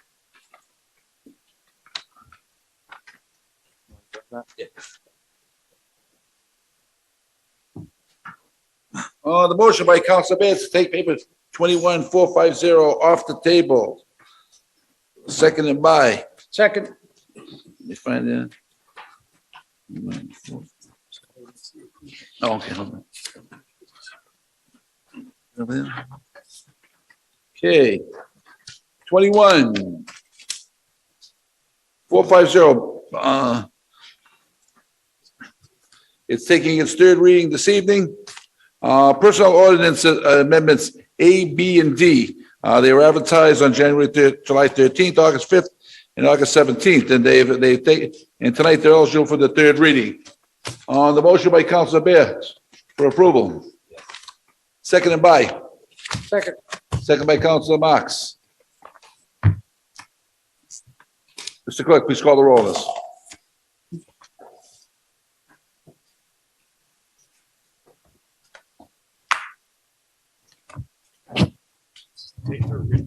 Take its third reading. Sorry for borrowing your microphone. Councilor Bears. Yes. Councilor Falco. Yes. Vice President Knight is absent. Councilor Marks. Yes. Councilor Morell. Yes. Councilor Scarpelli. Yes. President Caraviallo. Yes. 6 in the affirmative, 1 absent. Motion passes. Reports of committees. 20573, July 13th. 2021 Public Works Subcommittee. Councilor Biz. Thank you, Mr. President. This is our strong crew working on snow removal ordinance. Thank you to Councilors Marks and Falco for the continued work. We got to, I believe, an agreement on the first section of language for our new ordinance. We requested that the building commissioner and the city solicitor provide language around the enforcement and fee structure for snow removal going forward. And we also received communication from Local 25 and Vice President Steve South regarding the priority sidewalk program and whether that would be outsourced by the city administration or whether it would be done by union workers. And we requested that the union and the city administration meet together to discuss the priority sidewalk program. My hope is that that meeting has happened and that the other requests that we made of city staff on this issue have been fulfilled, and we can hopefully meet again relatively soon. I would guess at this point, probably in the month of September, to at least advance this further. If not, hopefully have the answers we are seeking, and maybe report this out to the larger body. Oh, okay, on the motion, report this out. By Councilor Bears, seconded by? Second. Second by Councilor Falco. All those in favor? Aye. All those opposed, motion passes. 20568, July 14th, Committee of the Whole. Report regarding zoning with Attorney Bobrowski. We are coming close to finishing this up, and hopefully we're waiting for him to give us a date for hopefully the last meeting before we send it to the OCD board. So Councilor Scarpelli on the motion to report this out. Report this favorably. Second. Seconded by Councilor Bears. All in favor? Aye. Motion passes. That's good. 19070, July 28th, Subcommittee on Zoning, report to follow. Councilor Falco, is that you? Yes, that was the we met on that. Participation from and Maggie Tootin. as well, we voted that out to the whole. Okay. Second. On the motion by Councilor Falco for approval, seconded by Councilor Scarpelli. All those in favor? Aye. All those opposed, motion passes. I think, Records to Adam, so it's I tabled. think I got everything here. Did I miss anything? Councilor Knight is not here. On the motion by Councilor Bears, to table the records. Mr. President? Go ahead, I'm sorry. Councilor Table the Scarpelli. records. No, table the records. Apology. I'm sorry? I jumped the gun. Okay. Table the records, and then I have something to share. On the motion by Councilor Bears, seconded by Councilor Scarpelli, to table the records. All in favor? Aye. All those opposed, motion passes. Councilor Scarpelli. Mr. President, just want to share a date with everyone. Saturday morning, we'll be celebrating the life of Jimmy Maturana, Medford legend and unbelievable young man who passed way too soon. They'll be doing a huge fundraiser to support scholarships and other ventures for our kids here in Medford. It'll be a wiffle ball tournament. That's still some openings. I know that the team is working very hard, and then we'll have I know Mr. Tenaglia is working very hard to prepare the 50-70 field that's in the far corner of Carr Park to be renamed after Jimmy Maturana. And we're going to have Billy O'Keefe and Babe Ruth is going to do a 2-inning ceremonial baseball game with Medford Babe Ruth players. And then, just like I said, just a great community day. What time? And it starts at 9 o'clock, and I believe the ceremony is looking to be at 2 o'clock for the dedication. So it's going to be a long day with a lot of fun and a lot of great stories and for a great young man that's gone way too soon. So thank you. Thank you. Anybody else? Anything else? Mr. President, if I could. Recently, the mayor's office submitted a press release regarding the stump removal in this community. And from what I can gather, the mayor is subcontracting out to a private vendor the removal of, I think the article stated 26 tree stumps in the city of Medford. The last count that I think I received, which I think is sorely underestimated, was there was about 575 stumps. And I believe it's much higher than that, just from my informal, cursory of the community. And so, it was quite disappointing to see a press release go out that addresses roughly 5% of the stumps that have been in this community for tens of years, to be quite frank. And I am very disappointed to see that, we couldn't deal with these stumps in one fell swoop, rather than just piecemeal it once again, Mr. President. As we heard today, there's trees being cut down, and those will be added to the stump list, and we're never going to get ahead of this. So I have to express my disappointment with this latest attempt to get ahead of some of the concerns that I'm hearing from the community, which are stump removal, poor sidewalk conditions, and very poor road conditions in this community, Mr. President. And I don't think that addresses anything by removing 5% of what we have out there. It doesn't sound like a game plan to me. Thank you, Mr. President. Thank you. Mr. President, if I may also just, Councilor Bass. I know it's in the agenda, but our September meeting is moved to the 21st instead That's of the correct. 14th. So That's we'll correct. be meeting the 21st of September. Mr. President, also, Yes, sir. just while we're on the topic of tree stumps and poor condition of our city streets and sidewalks, the mayor also came out with a press release recently, Mr. President, asking residents to adopt a catch basin. So we are now asking residents to clean catch basins, which I always thought for years, and I've always asked during budget, we have a contract out to clean catch basins. So I'm not quite sure what direction we're going in this community, Mr. President, but when we have to start asking residents to clean catch basins, I think is way out of whack, Mr. President. And that's not what we should be asking residents to do in this community. Thank you. Thank you, Councilman Marks. Excuse me. Yes, sir.